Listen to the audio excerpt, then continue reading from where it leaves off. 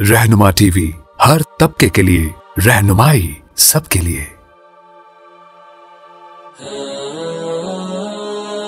रहनुमा टीवी को सब्सक्राइब करने के बाद बेल आइकन पर क्लिक करना ना भूलें।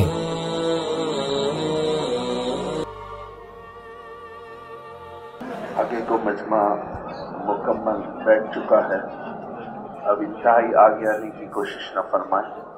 जो जगह खाली है बस इसको पुर फरमा लें। हर इलाके वालों ने इस बात का इरादा किया था कि इंशाअल्लाह वो चंद साथियों को देंगे जो इज्तिमा गाह को समेटने के काम के लिए तैयार हैं। इंशाअल्लाह दुआ के बाद इसका सिलसिला रहेगा।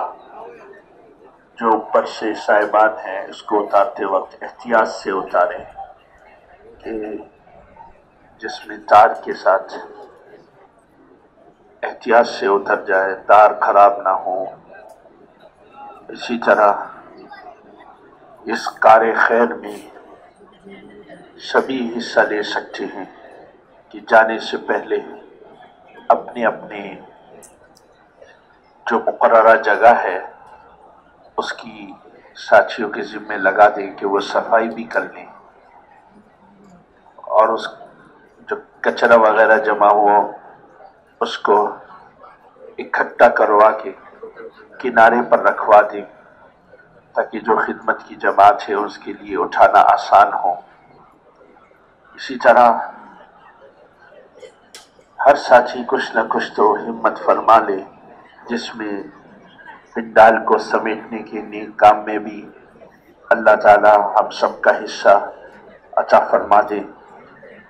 जैसे चटाइयाँ हैं, अपने ही इलाके की चटाइयाँ जमा करके उसको सड़क के किनारे रखवा दें।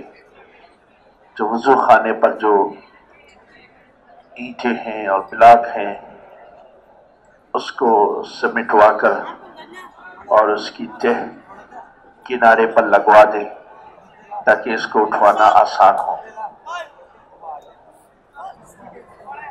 इज्तिमा गाह के अंदर भी कुछ ऐसे अहबाब रहे जिनका दुनिया से रहलत कर गए और इंतकाल हो गया। इसी तरह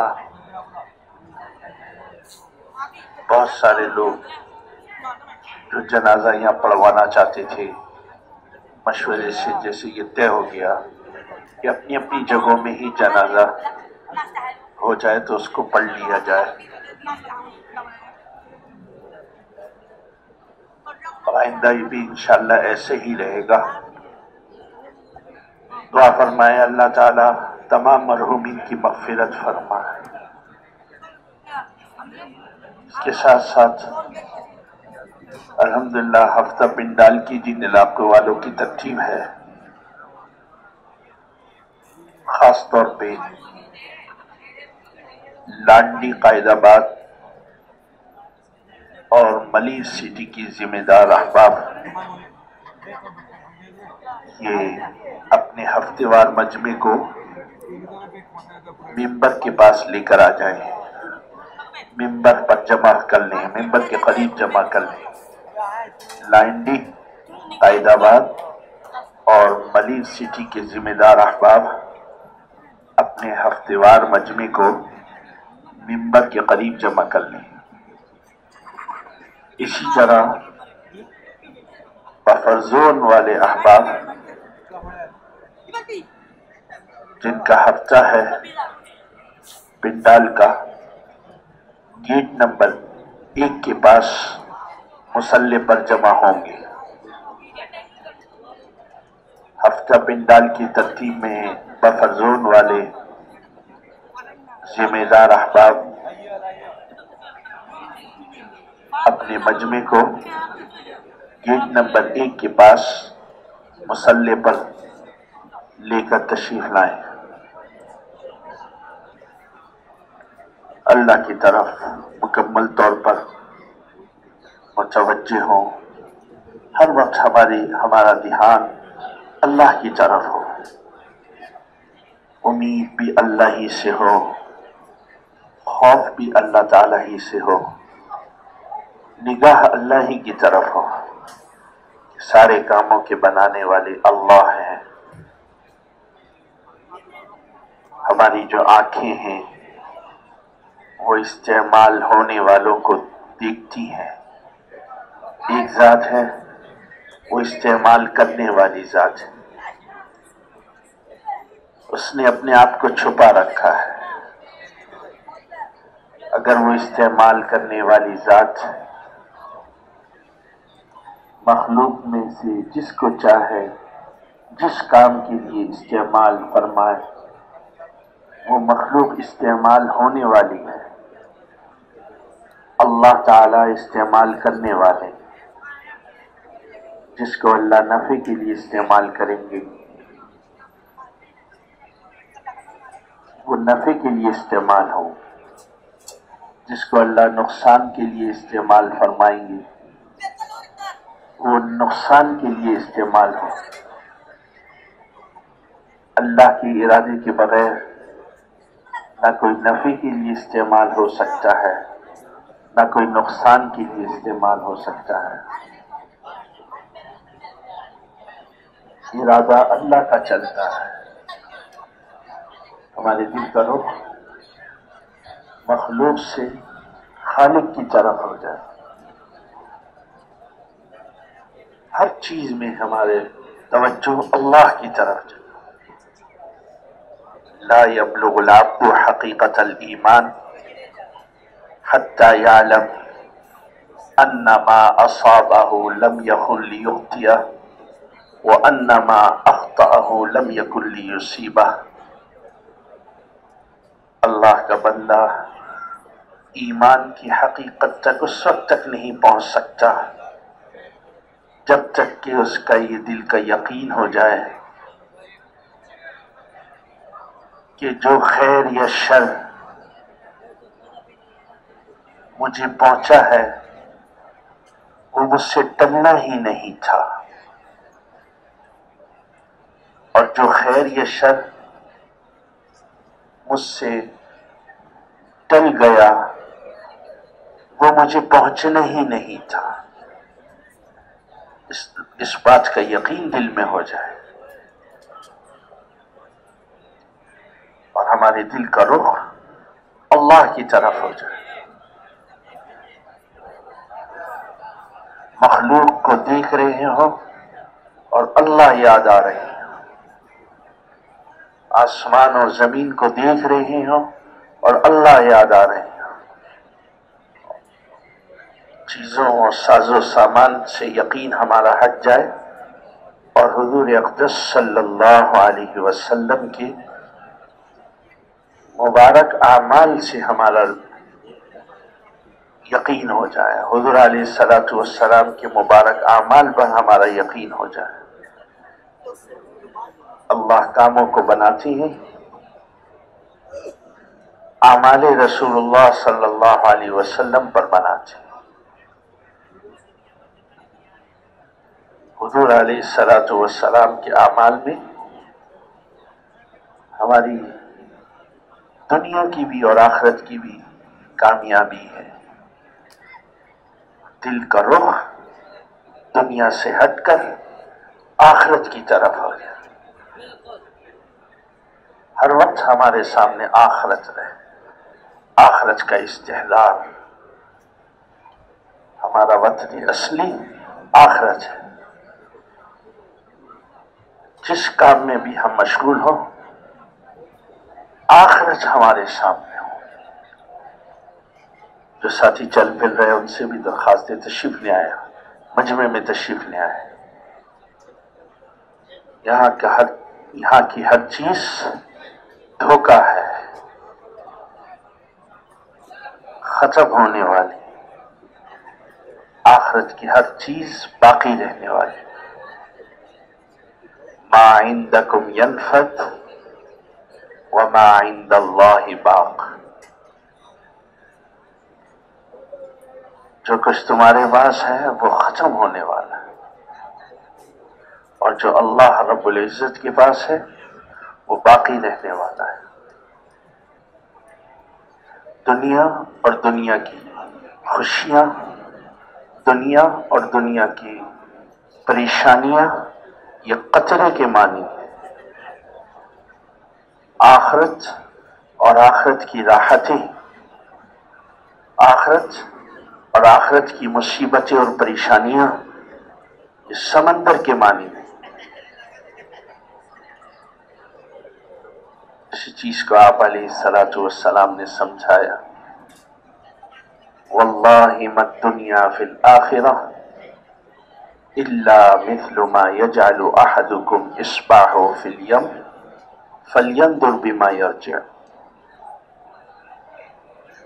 دنیا کی مثال آخرت کے مقابلے میں ایسے ہے جیسے تم نے کا کوئی شخص اپنی انگلی کو پانی میں ڈبوئے، پھر دیکھیے وہ کیا چیز لوٹ کر آتی. تو ہمارا روزمرہ کا مشاہدہ ہے کہ قطرہ پانی کا ہماری انگلی میں ملا ہوا آتا ہے. دنیا اور دنیا کی راحتیں، دنیا اور دنیا کی پریشانیاں، دنیا اور دنیا کی نعمتیں، دنیا اور دنیا کی تکلیفیں یہ قطرے کے معنی میں. آخرت اور آخرت کی راحتیں، آخرت اور آخرت کی نعمتیں، آخرت اور آخرت کی تکلیفیں، آخرت اور آخرت کی مصیبتیں یہ سب سمندر کے معنی ہیں. اور یہ تو سمجھانے کے لیے، ورنہ ایک محدود چیز کی کیا حیثیت غیر محدود کے مقابلے میں، لامحدود کے مقابلے میں. ایک قطرے کی کیا حیثیت سمندر کے مقابلے میں، ایک فانی چیز کی کیا حیثیت باقی رہنے والی چیز کے مقابلے میں.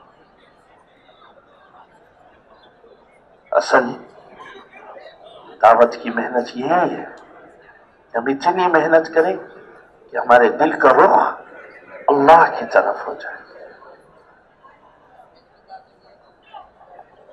جو چل پھر رہے ہیں ساتھی، ان کی خدمت میں درخواست ہے، تشریف رکھیں، تشریف رکھیں، خاموشی اختیار فرما لیں.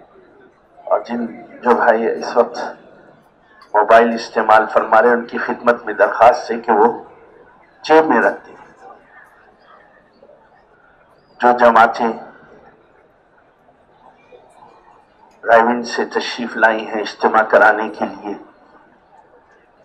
وہ دعا کے بعد منبر کے قریب تشریف لے آئے، ان کی کارگزاری کا عمل ہوگا. دعا کے بعد جو جماعتیں روانہ ہوں اللہ کے راستے میں، ان تمام جماعتوں کے تمام احباب سے یہ درخواست ہے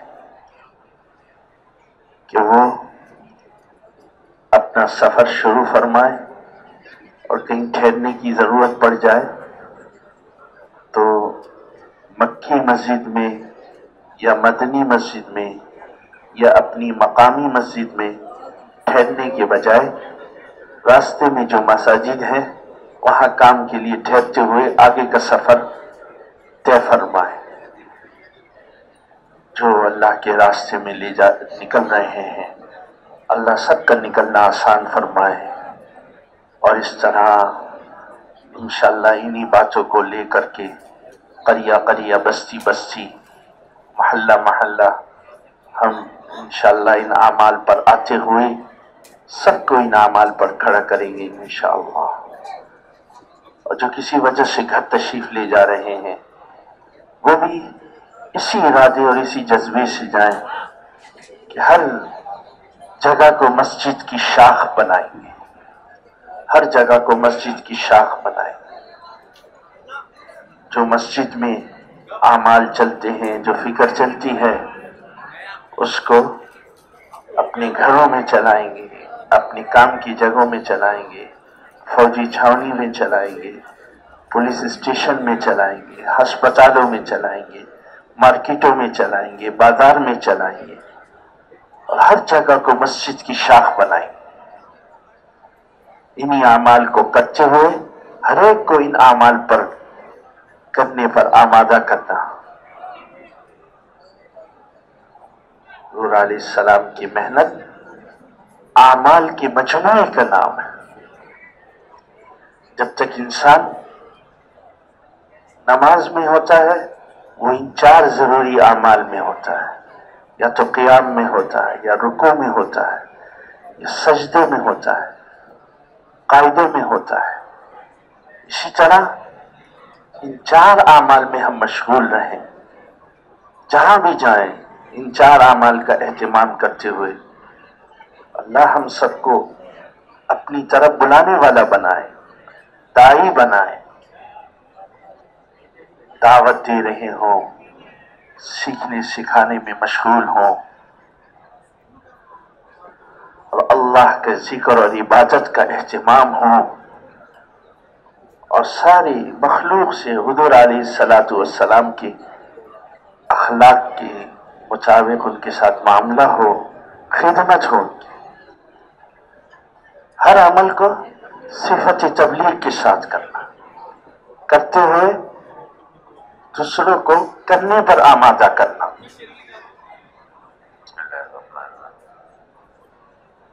भाई इसको बंद कर दो, भाई इसको बंद कर दो, मुनासिब भाई।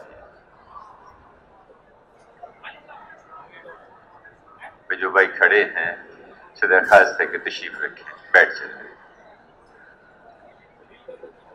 बैठ जाए, तशरीफ रखें, बैठ जाए। वो पीछे जो भाई खड़े हैं उनसे भी गुजारिश है वो भी बैठ जाए। इसी तरह बाहर में मुख्तलिफ जगहों पे साथी आपस में बातचीत फरमा रहे हैं।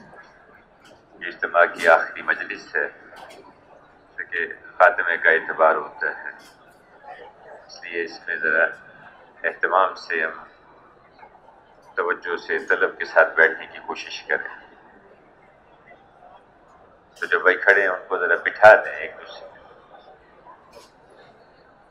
और अपनी बातचीत जो है उसको अगर मौखर फरमा दें। इधर भी जो भाई खड़े हैं इनसे भी दरखास्त से भी बैठ चले। इस मजमे में वो जमातें भी बैठी हुई हैं जो इज्तिमा से दुआ के बाद नकद निकलने वाली हैं, तो उन जमातों के अगर जिम्मेदार अगर हाथ खड़ा कर लें, कौन कौन से हैं जमातों के जिम्मेदार, अगर अपनी जगह पे खड़े हो जाए। जमातों के जो जिम्मेदार हैं, जो जाने वाली जमातें हैं, जो नकद जो जाने वाली जमातें हैं। अच्छा, जो मजमा नकद जाने वाला है, ऐसे कौन कौन से साथी हैं वो हाथ खड़ा करेंगे, जिम्मेदार नहीं, बाकी साथी जरा हाथ खड़ा करें। कौन कौन नकद जा रहे हैं चिल्ले के लिए, 4 महीने के लिए, या कितने हैं, कौन कौन से हैं, जरा हाथ खड़ा करेंगे।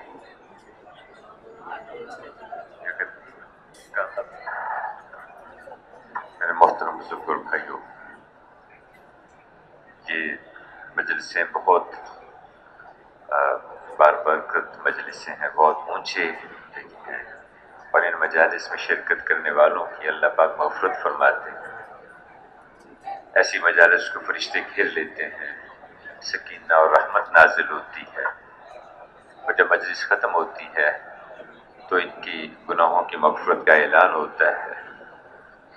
फरिश्ते अर्ज़ करते हैं कि अल्लाह, फलां शख्स तो अपने किसी काम से आया था, यहाँ पास आके खड़ा हो गया, पास थोड़ी देर बैठ गया, वो इन मजलिस वालों में से नहीं था, उसके बारे में क्या इरशाद है। क्योंकि ये मजालिस ऐसी बाबरकत हैं कि वो अपने किसी काम से भी आया हो, अल्लाह उसकी भी मग़फ़िरत फरमा देते हैं, वो भी महरूम नहीं रहता पास रहने वाला। लेकिन इसमें एक दरखास्त है कि आदाब के साथ अगर हम शिरकत करेंगे तो इंशाअल्लाह ज़्यादा फ़ायदा होगा। कि आदाब ऐसे हैं जैसे नमाज के लिए वुज़ू होता है, इस तरह से हर अमल के आदाब होते हैं। तो हमारी ये जितनी भी मजलिसें हैं बाअदब बानसीब, तो जो आदाब के साथ इसमें शिरकत करेगा इंशाअल्लाह उसको ज़्यादा फ़ायदा होगा। कोशिश की जाए तवज्जो से, ध्यान से बात सुनी जाए, अमल की नीयत से सुनी जाए, औरों तक पहुँचाने की नीयत से।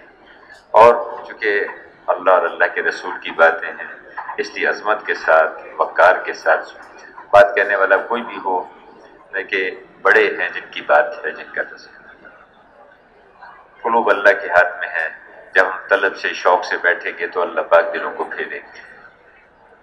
اور ایک درخواست یہ بھی کی ہے کہ ان مجلسوں میں کوشش کی جائے یہ جو تصویر وغیرہ بنانا ہے نا جی، اس سے ہم بچیں، اپنے ساتھیوں کو بھی سمجھائیں گے دیکھو یہ مناسب نہیں ہے، ان مجلسوں کے وقار کے خلاف ہے یہ بات، اچھا نہیں ہے اس میں جو جماعتیں نکل جانے والی ہیں اور جہاں جہاں بیٹھی ہوئی ہیں ان سے تو خاص طور سے درخواست ہے، چونکہ روانگی کی بات ہے، وہ اگر اپنے آپ کو سارے کاموں سے فارغ کر کے وہاں لاؤڈ سپیکر کے قریب جہاں آواز آ رہی ہے وہاں تشریف رکھے۔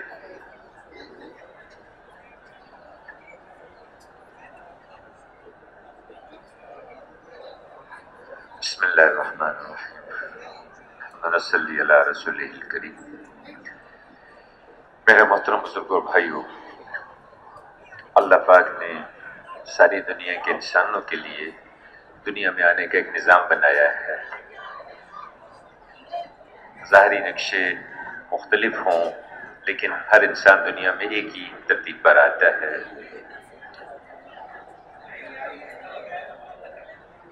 کسی مالدار کے گھر میں بچے کی ولادت ہو، کسی فقیر کے گھر میں بچہ پیدا ہو، اللہ کا ایک ہی نظام ہے۔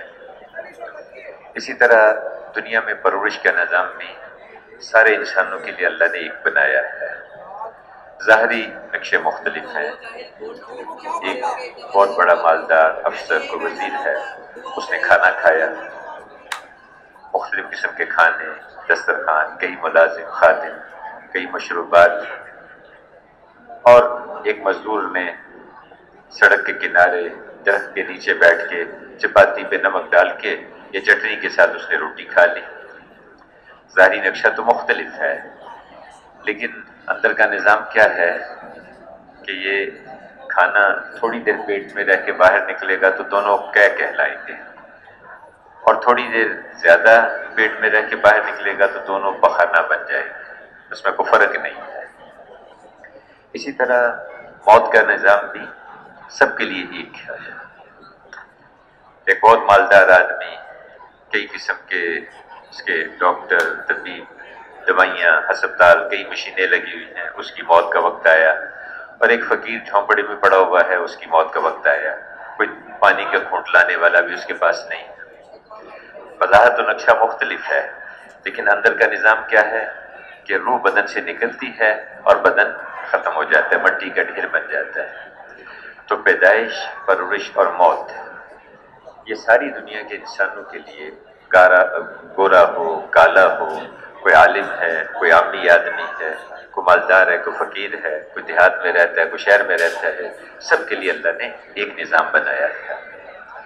تو جیسے پیدائش کا، پرورش کا اور موت کا نظام سب کے لیے ایک ہے، اسی طرح سے ساری دنیا کے انسانوں کے لیے کامیابی حاصل کرنے کا نظام اور ناکامیوں سے بچنے کا راستہ وہ ایک ہے، اگرچہ وہ مختلف نقشوں میں ہے، وہ سب کے لیے ایک ہے اور یہ ضابطہ بدلتا نہیں ہے۔ اللہ کے ہاں یہ قانون بدلتے نہیں ہے۔ اب وہ کیا ہے؟ سارے عالم کے انسانوں کے لیے اللہ پاک نے ایک راستہ بنایا ہے کامیابیاں حاصل کرنے کا، وہ ہے اللہ کا دین۔ مالدار ہو یا غریب ہو، بادشاہ ہو یا فقیر ہو، سب کے لیے ایک ہی راستہ ہے کہ اگر تم کامیابیاں چاہتے ہو تو اس زندگی کو اپنے اندر اختیار کرو جو اللہ پاک نے آسمانوں پہ پسند کر کے اپنے نبیوں کے ذریعے سے زمین پہ اتاری ہے۔ اسلام اس زندگی کا نام ہے، دین اس زندگی کا نام ہے جو اس کائنات کے خالق اور مالک نے، انسانوں کے رب نے اور ان کے پروردگار نے انسانوں کے لیے پسند کر کے آسمانوں سے اپنے فرشتوں کے ذریعے اور نبیوں کے ذریعے سے انسانوں تک پہنچائی۔ اس کا نام دین ہے، اس کا نام اسلام ہے۔ جتنا دین زندگیوں کے اندر ہوگا اتنا اللہ کے ہاں سے کامیابی ملے گی، اور یہ کامیابی دنیا میں بھی ملے گی، موت کے وقت بھی، قبر میں بھی، حشر میں بھی، آخرت میں بھی، ہر جگہ پر اللہ پاک ایسے انسانوں کو کامیاب کریں گے جن کی زندگیوں میں دین ہوگا، اور اگر دین نہیں ہے تو اللہ پاک ان کو ناکام کریں گے، چاہے وہ اکثریت میں ہیں قوم نوح کی طرح سے، چاہے وہ مال کے ڈھیر ان کے پاس ہیں قارون کی طرح سے، چاہے بڑے بڑے ملکوں اور حکومتوں کے مالک ہیں فرعون اور نمرود کی طرح سے، چاہے جو ہے ان کے پاس زرعی ترقی ہے اور بڑے بڑے باغات کے مالک ہیں قوم سبا کی طرح سے، چاہے وہ صنعتی ترقی کی معراج پہ پہنچے ہوئے ہیں قوم صالح علیہ السلام کی قوم کی طرح سے، چاہے وہ بدنی طاقت اور بدنی قوت میں بہت آگے بڑھے ہوئے ہیں قوم عاد کی طرح سے، اگر ان کے اندر دین نہیں ہے تو اللہ ان کو ناکام کرے گا، اور اگر دین ہے تو اللہ پاک ان کو کامیاب کرے گا۔ یہ قانون ہے، یہ ضابطہ ہے، یہ بدلتا نہیں ہے۔ میرے محترم بزرگوں اور بھائیوں، اب دین جہاں ہوگا دنیا میں بھی آخرت میں بھی ہر جگہ اللہ پاک کامیابی عطا فرمائیں گے۔ اب دنیا کی کامیابی کیا ہے؟ دنیا میں اللہ پاک چین، سکون، اطمینان، راحت، عزت، محبت، مرجعیت عطا فرماتے ہیں، محبوبیت عطا فرماتے ہیں اللہ پاک۔ یہ اللہ کا نظام ہے۔ جب دین ہوگا تو اللہ پاک سکون دیں گے، اطمینان دیں گے، راحت دیں گے، ان میں محبتیں ہوں گی، ان میں جوڑ ہوگا، ایک دوسرے کو نفع پہنچانے والے بنیں گے، اور پھر موت کے وقت میں جب موت آئے گی تو یہ خوش ہوں گے، اور ان کی روحیں بے چین ہوگی جسم سے نکلنے کے لیے کہ اس دین پر اللہ پاک نے کتنے کتنے وعدے کیے وہ سامنے نظر آنا شروع ہو جائیں گے۔ فرشتے خوشخبریاں سنائیں گے، تیرے لیے یہ نعمتیں، تیرے لیے یہ خوشخبریاں، تیرے لیے یہ انعامات ہیں۔ موت کے وقت کی کامیابی ان کو ملیں گی۔ پھر قبر ان کے لیے جنت کا باغ بنے گی۔ جب قبر میں ان کو رکھا جائے گا تو قبر مخاطب ہو کے کہے گی جتنے لوگ میری پشت پہ چلتے تھے تو مجھے ان میں سے سب سے زیادہ پسند تھا، آج تو میرے اندر آیا ہے، آج تو میرا سلوک دیکھ۔ رابطے نگاہ تک قبر ان کے لیے کھل جائے گی، جنت کی کھڑکیاں، وہاں کی خوشبوئیں، وہاں کی ہوائیں ان کی قبروں میں آئیں گی، اور پھر قبر سے جب نکلیں گے پل صراط پر سے کونتی بجلی کی طرح سے گزریں گے۔ میدان حشر میں جب اللہ کے پاس حاضر ہوں گے تو اعمال میں ان کے دانے ہاتھوں میں ملیں گے، شوق سے فخر سے لوگوں کو دکھائیں گے، آؤ آؤ میرا اعمال نامہ دیکھو، مجھے یقین تھا کہ مجھے اللہ کے پاس حساب کے لیے پیش ہونا ہے، میں نے اس زندگی کو اختیار کیا تھا جو اللہ پاک کے ہاں پسند تھی، میں اس زندگی پہ چل کے آیا، دیکھو دیکھو اللہ نے مجھے کامیاب کر دیا۔ شوق سے فخر سے لوگوں کو دکھائیں گے، اور اللہ پاک ان کو دیکھ کے خوش ہوں گے کہ اللہ پاک کو دیکھ کے خوش ہوں گے، ان کے چہرے نورانی ہوں گے، روشن ہوں گے، آگے آگے ان کے نور چلے گا، ان کے دائیں ہاتھ پر روشنیاں چلیں گی، اور پھر اللہ پر ان کی کامیابی کے اعلان ہوں گے۔ جب آدم علیہ السلام سے لے کے قیامت تک کا آخری انسان وہاں موجود ہوگا، ان کی موجودگی میں ان کے لیے اعلان کیے جائیں گے، دیکھو فلاں فلاں کا جو بیٹا ہے ہم نے اس کو کامیاب کر دیا، اور پھر جنت ان کا ٹھکانہ بنے گی۔ جنت ایسی ایسی نعمتیں جو نہ کسی آنکھ نے دیکھی، نہ کسی کان نے سنی، نہ کسی دل پہ ان کا گمان گزر سکتا ہے، ایسی نعمتیں، وہاں کے مکانات، وہاں کے کھانے، وہاں کے دیکھے گا ایک ملک، لمبا چوڑا ملک بار بار دیکھے گا، اور لمبی چوڑی نعمتیں ہوں گی اس کے لیے۔ میرے بھائیوں، ایک ہی راستہ ہے سب کے لیے کہ دین زندگیوں میں آ جائے، دین زندگی میں ہوگا اللہ کامیاب کریں گے۔ اب میرے بزرگوں اور بھائیوں، دین کیا ہے؟ دین کیا ہے؟ بہت آسان، دیکھیے، میرا تعلق اللہ کے ساتھ ٹھیک ہو جائے اور میرا تعلق بندوں کے ساتھ ایسے ہو جائے جس پہ اللہ پاک راضی ہو جاتے ہیں، بس اتنی سی بات ہے۔ بہت آسان ہے کہ میں اللہ کے ساتھ، جو میرا خالق ہے، جو مالک ہے، میرا رب ہے، میں اس کو پہچانوں، اس کی مان کے چلوں، اور جتنے دنیا میں بندے ہیں، جتنے انسان ہیں، وہ سب اللہ کی مخلوق ہیں، اللہ کے بندے ہیں، میرا ان کے ساتھ تعلق بھی ٹھیک ہو جائے، جیسے اللہ چاہتے ہیں اس طرح سے میں رہنے والا بنوں۔ کیوں جی؟ یہ آسان ہے کہ نہیں؟ تو دین بہت آسان ہے، دین پہ چلنا بہت آسان ہے، بس پوچھ کے چلے آدمی، اس کو معلوم کر لے تو دینی زندگی جہاں آئے گی اس کے ساتھ یقینی بات ہے کامیابیاں جڑی ہوئی ہیں، اس کے ساتھ کامیابیاں، دنیا اور آخرت کی کامیابیاں جڑی ہوئی ہیں، اس کے ساتھ دین کے ساتھ جڑی ہوئی ہیں۔ اگر دین نہیں ہے تو سب کچھ ہونے کے باوجود بھی پھر پریشانیاں ہیں، دنیا میں بھی آخرت میں بھی پریشانیاں ہیں۔ تو دین میں اللہ سے بندے کا تعلق ٹھیک ہو، دل کے اندر اس کے یقین پیدا ہو کہ اللہ کے علاوہ کوئی اس کائنات کا بنانے والا نہیں ہے، ایک اللہ ہے جو اس کو پیدا کرنے والے، اس کو بنانے والے، اس کو چلانے والے ہیں۔ ہوائیں اس کے ارادے سے چلتی ہیں، دریا اس کے ارادے سے، اس کے حکم سے بہتے ہیں، سردی میں سے وہ گرمی کو نکال کے لے آتے ہیں، گرمی میں سے سردی کو نکال کے لے آتے ہیں، بارشیں اس کے حکم سے برستی ہیں، چھوٹے سے بیج میں سے اتنا بڑا درخت اللہ پاک اپنے امر سے نکال کے لے آتے ہیں، اس پہ پھول لگاتے ہیں، اس پہ پھل لگاتے ہیں۔ اللہ پاک نے اس ساری کائنات کو بنایا اور اس سارے نظام کو وہی چلا رہے ہیں، اور ہم اس کی مانیں گے، اس کے حکموں پہ چلیں گے، اس کی اطاعت کریں گے۔ جتنا جتنا ہم اللہ کے حکموں پہ چلتے چلے جائیں گے، اتنا اتنا اللہ پاک ہم سے راضی ہوں گے، راضی ہو کے اللہ ہمیں کامیاب کریں گے۔ تو ہم اس کے لیے اللہ پاک نے اپنے خزانوں سے لینے کا ہمیں راستہ دے دیا۔ وہ عبادات ہیں، نماز ہے، روزہ ہے، زکوٰۃ ہے، یہ عبادات ہیں، یہ اللہ کے خزانوں سے لینے کا راستہ ہے۔ تو اللہ پہ اعتماد کرنا، اللہ پہ یقین کرنا، اور عمل کر کے اللہ کے خزانوں سے لیتے چلے جانا، اور پھر اللہ کے بندوں پہ خرچ کرنا، اللہ کے بندوں پہ لگانا، اس میں معاملات کو بھی ٹھیک کرنا، اخلاق کو بھی بلند کرنا، اپنا رہن سہن اللہ کی مرضی کے مطابق بنانا، ایک دوسرے کے حقوق ادا کرنے کی کوشش کرنا۔ تو یہ پوری زندگی ہے جو اللہ پاک نے ہمیں عطا فرمائی ہے۔ ہمارا تو ہر عمل بظاہر وہ چھوٹا عمل ہے، لیکن وہ عمل اللہ نے آسمانوں سے اتارا ہے، وہ معمولی نہیں ہے، معمولی نہیں ہے، ہر عمل بہت قیمتی ہے، بہت۔ تو یہ میرے بزرگوں اور بھائیوں، دینی زندگی انسانوں کے اندر وجود میں آئے، اس کے لیے اللہ پاک نے ایک راستہ دیا ہے، وہ ہے اس کے لیے جہد، محنت اور کوشش۔ دیکھیے اللہ پاک نے انسانوں کو محنت کا خزانہ دے کے بھیجا ہے، محنت کا خزانہ دے کر بھیجا ہے۔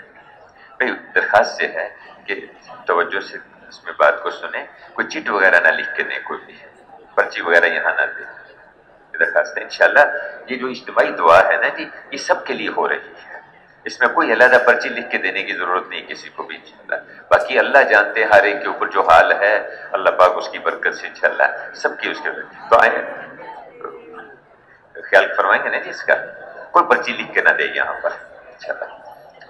اللہ جانتے ہیں جس کے اندر جو بات ہے، یہ پرچی لکھ کے ان کو کیا پتہ چلے گا، اللہ کے علم میں ہے۔ تو میرے بزرگوں اور بھائیوں، اللہ پاک نے دین کو اللہ نے محنت کے ساتھ جوڑا ہے، اور یہ اللہ کا ایک نظام ہے کہ اللہ نے انسان کو محنت کا خزانہ دے کے بھیجا ہے، اور دنیا میں مختلف لائن کی محنتیں چل رہی ہیں۔ جس لائن کی آدمی محنت کرتا ہے اس لائن کا اس کو نفع ملتا ہے، جس لائن کی محنت کرے گا اس لائن کا اس کو نفع ملے گا۔ جیسے تجارت کی محنت ہے، اس کا ایک خاص نام ہے، تجارت ہے، اور اس کے لیے جو میدان ہے وہ بازار ہے، بازاروں میں جا کے آدمی محنت کرتا ہے، اس کے نتیجے میں اللہ مال عطا فرماتے ہیں، مقدر میں ہوتا ہے دے دیتے ہیں، نہیں ہوتا نہیں دیتے، لیکن اللہ کا ایک نظام ہے۔ اسی طرح ایک محنت ذمہ داری کی محنت ہے، لوگ کھیتی باڑی کرتے ہیں، باغات لگاتے ہیں، اس کے نتیجے میں اللہ پاک سبزیاں، پھل، گندم، چاول، مختلف قسم کی پیداوار عطا فرماتے ہیں۔ سب سے پہلے محنت کرنے والوں کو ملتی ہے، پھر اس کے بعد منڈیوں میں، وہاں سے دکانوں میں، وہاں سے لوگوں کے گھروں میں جاتی ہے، اور جو اس محنت میں نہیں لگے ہوتے ان کو بھی اس سے فائدہ مل جاتا ہے۔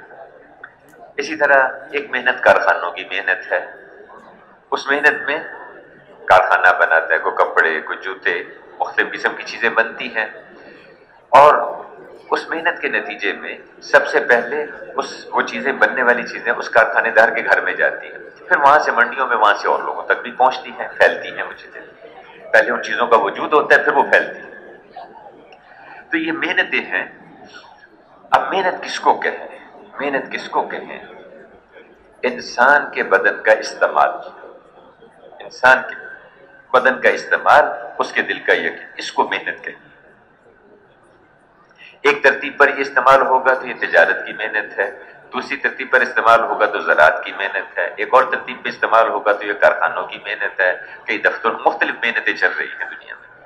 میرے بھائیوں بزرگوں، ایک محنت وہ ہے جو انبیاء علیہ الصلوۃ والسلام لے کر تشریف لاتے ہیں، یہ نبیوں کی محنت ہے، انبیاء علیہم کی محنت ہے۔ اور اس محنت کا لازمی نتیجہ یہ ہے، جیسے ہر محنت کا ایک نتیجہ ہے نا جی، اس محنت کا بھی ایک نتیجہ ہے۔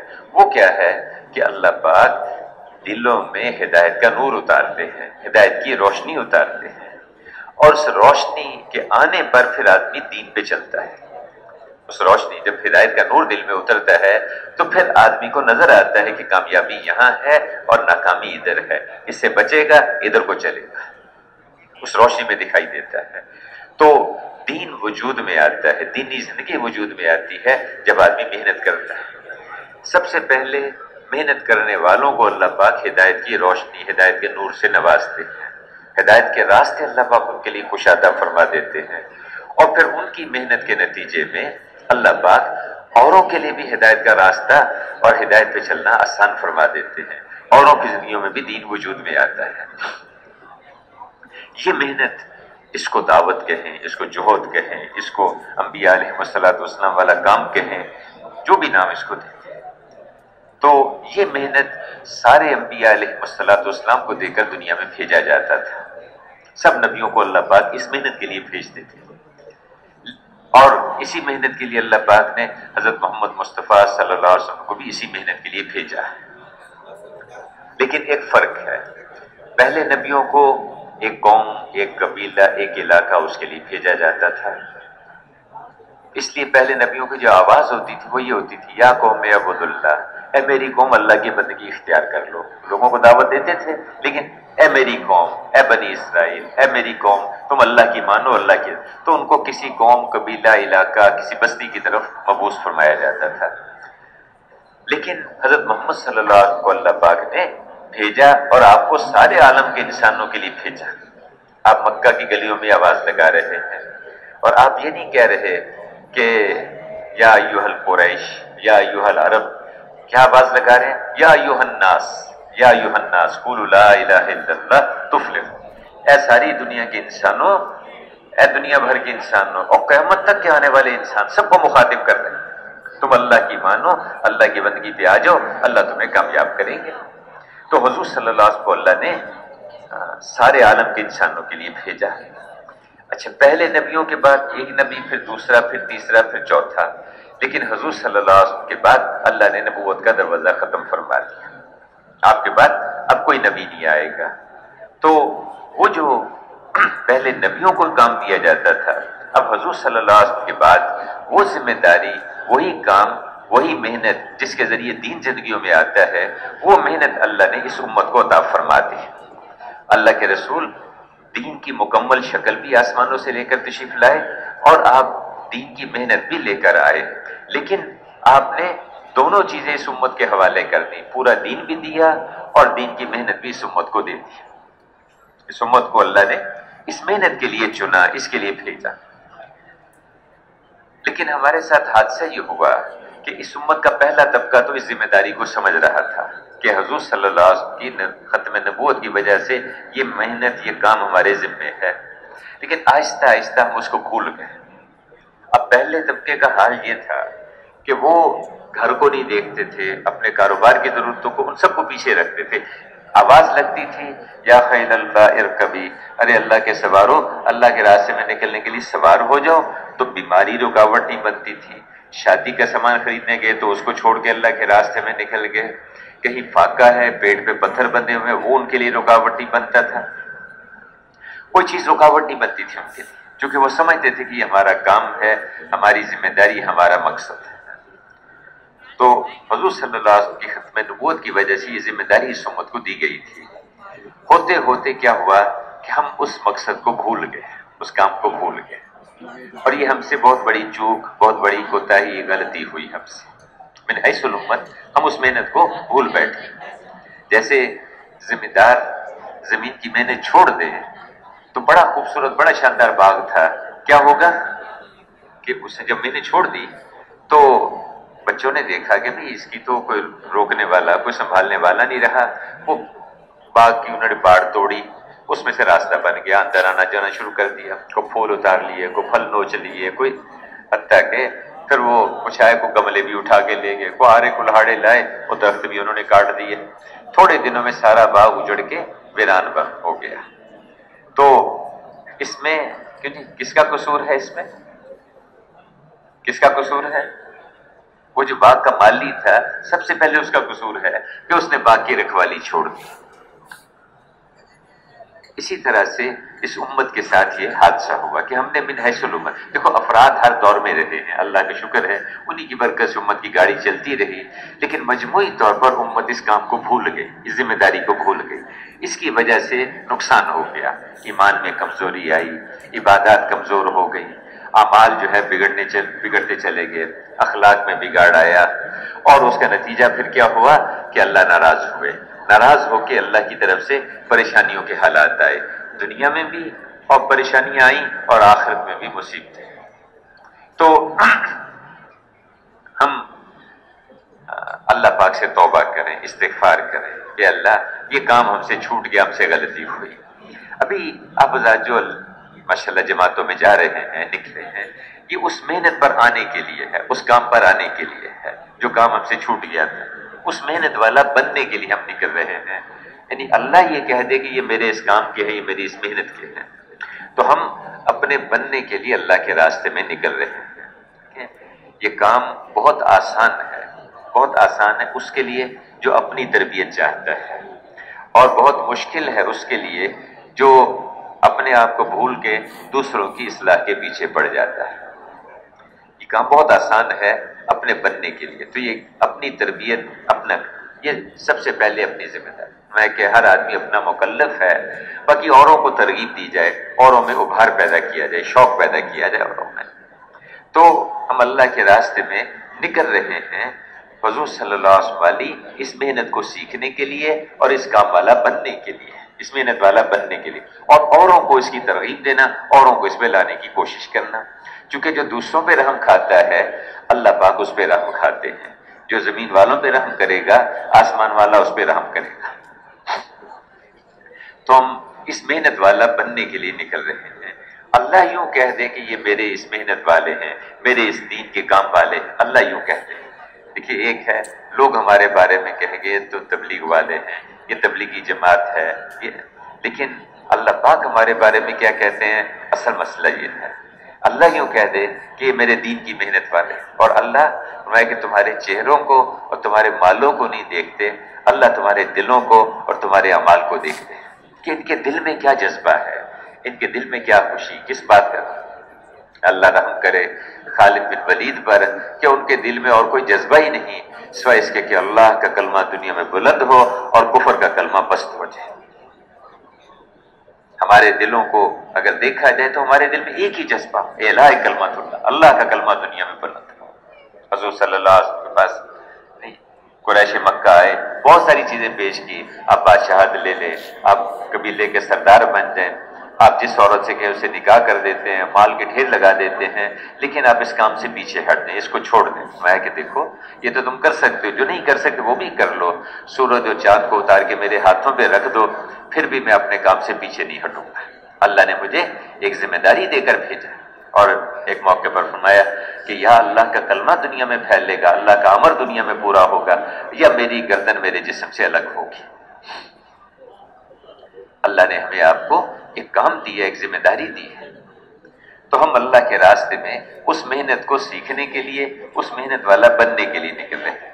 कोई भी काम सीखना हो तो देखिए दो चीजें जरूरी होती है, दो चीजें बुनियादी।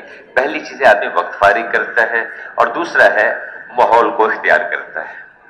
एक आदमी कारोबार तिजारत सीखना चाहता है तो वक्त फारिग करेगा ना जी, और फिर किसी बाजार में जाके किसी दुकान पे बैठेगा, कभी किसी के साथ बैठेगा, खुद भी दुकान चला लेगा। कोई आदमी डॉक्टरी सीखना चाहता है तो उसके लिए जो उसके लिए वक्त है जरूरी, 10-15 साल जितना भी है वो वक्त फारिग करेगा और उस माहौल में जाएगा, अस्पतालों में और उसके जो इदारे वगैरह होते हैं वहां जाके वो सीखेगा। घर में रह के तो नहीं सीख सकता ना। इसी तरह से मेरे बुजुर्गों और भाइयों, जो दीनी मेहनत है, जो दीन का काम है, वो भी इसके लिए भी दो चीजें जरूरी है। एक आदमी वक्त फारिग करे और दूसरा माहौल इख्तियार करे। जैसे कहते हैं ना अल्लाह के रास्ते में निकलो, अल्लाह के रास्ते में निकलो, हर चीज में समझ में आता है, अल्लाह करे यहां भी हमें समझ में आ जाए। इसके लिए हमें, जैसे एक आदमी اس کا کھیتی باڑی سیکھنا چاہتا ہے، کیوں جی کراچی شہر میں رہ کے سیکھ سکتا ہے وہ؟ اس کے لیے تو دیہاتوں میں جانا پڑے گا نا، گوٹوں میں جانا پڑے گا، وہاں جا کے سیکھے گا، یہاں رہ کے تو نہیں سیکھ سکتا، تو وقت بھی فارغ کرے گا اس کے لیے۔ تو ایسے ہی دین کا کام سیکھنا ہے تو بھائی اس کے لیے بھی دو چیزیں ضروری ہیں، وقت فارغ کرے اور آدمی ماحول کو اختیار کرے۔ ماشاءاللہ کچھ ساتھی تو ایسے ہیں جو بھی ماشاءاللہ جماعتیں بن کے کوئی 4 مہینے کے لیے، کوئی 40 دن کے لیے، کوئی سال کے لیے، کوئی 7 مہینے کے لیے، کوئی ملکوں میں، کوئی ملک کے اندر جا رہے ہیں، وقت بھی فارغ کیا انہوں نے، ماحول بھی اختیار کیا۔ اور جو باقی جو ساتھی اس وقت نہیں جا پا رہے اپنے مقام پہ، گھروں کی طرف کو جائیں گے، لیکن نیت تو ان کی بھی تو ہے نا جی کہ یہ بھی انشاءاللہ نکلیں گے، ہاں ہم بھی انشاءاللہ جلدی اپنے کاموں کو تھوڑا بہت سمیٹ کے آگے پیچھے کر کے ہم بھی اللہ کے راستے میں نکلیں گے۔ تو دینی زندگی اور دین کا کام آدمی تب سیکھ سکتا ہے جب وقت بھی فارغ کرے گا اور ماحول بھی اختیار کرے گا۔ اگلی بات یہ ہوتی ہے کہ صرف 2 چیزیں کافی نہیں، بلکہ ایک اور بات بھی ہے اس کے ساتھ، وہ کیا ہے کہ جو اس لائن کے بڑے جو اصول بتاتے ہیں ان کے مطابق چلنے کی کوشش کرے گا۔ کیوں جی کوئی آدمی ڈاکٹری سیکھتا ہے، ہسپتال میں جاتا ہے، وہ کہتے ہیں یہ کتابیں پڑھو، وہ کہتے نہیں مجھے تو یہ کتابیں اچھی لگتی ہیں، وہ جو کمپیوٹر کی اور انجینئرنگ والے پڑھاتے ہیں میں وہ پڑھوں گا، تو کیا ڈاکٹری سیکھ لے گا؟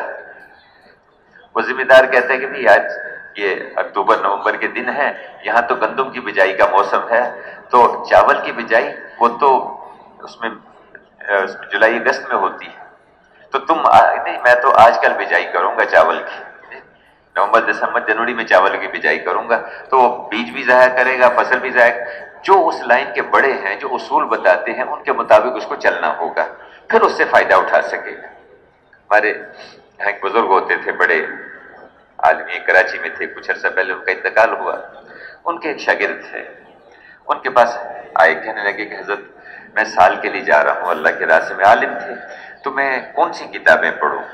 تو انہوں نے فرمایا کہ بڑے علماء میں سے تھے، انہوں نے فرمایا کہ فضائل اعمال، فضائل صدقات، ان کتابوں کو پڑھو آپ۔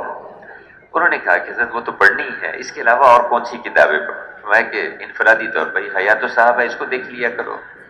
اور کہا حضرت یہ تو پڑھنی ہے جو کتابیں جو اللہ کے راستے میں، لیکن وقت ہے پورا سال کا، اور کون سی کتابیں پڑھوں؟ تو حضرت نے فرمایا دیکھو کسی بھی جگہ والوں سے آدمی فائدہ تب اٹھا سکتا ہے جب وہاں والوں کے بتائے ہوئے اصولوں کے ساتھ وقت لگائے گا، پھر فائدہ اٹھا سکتا ہے۔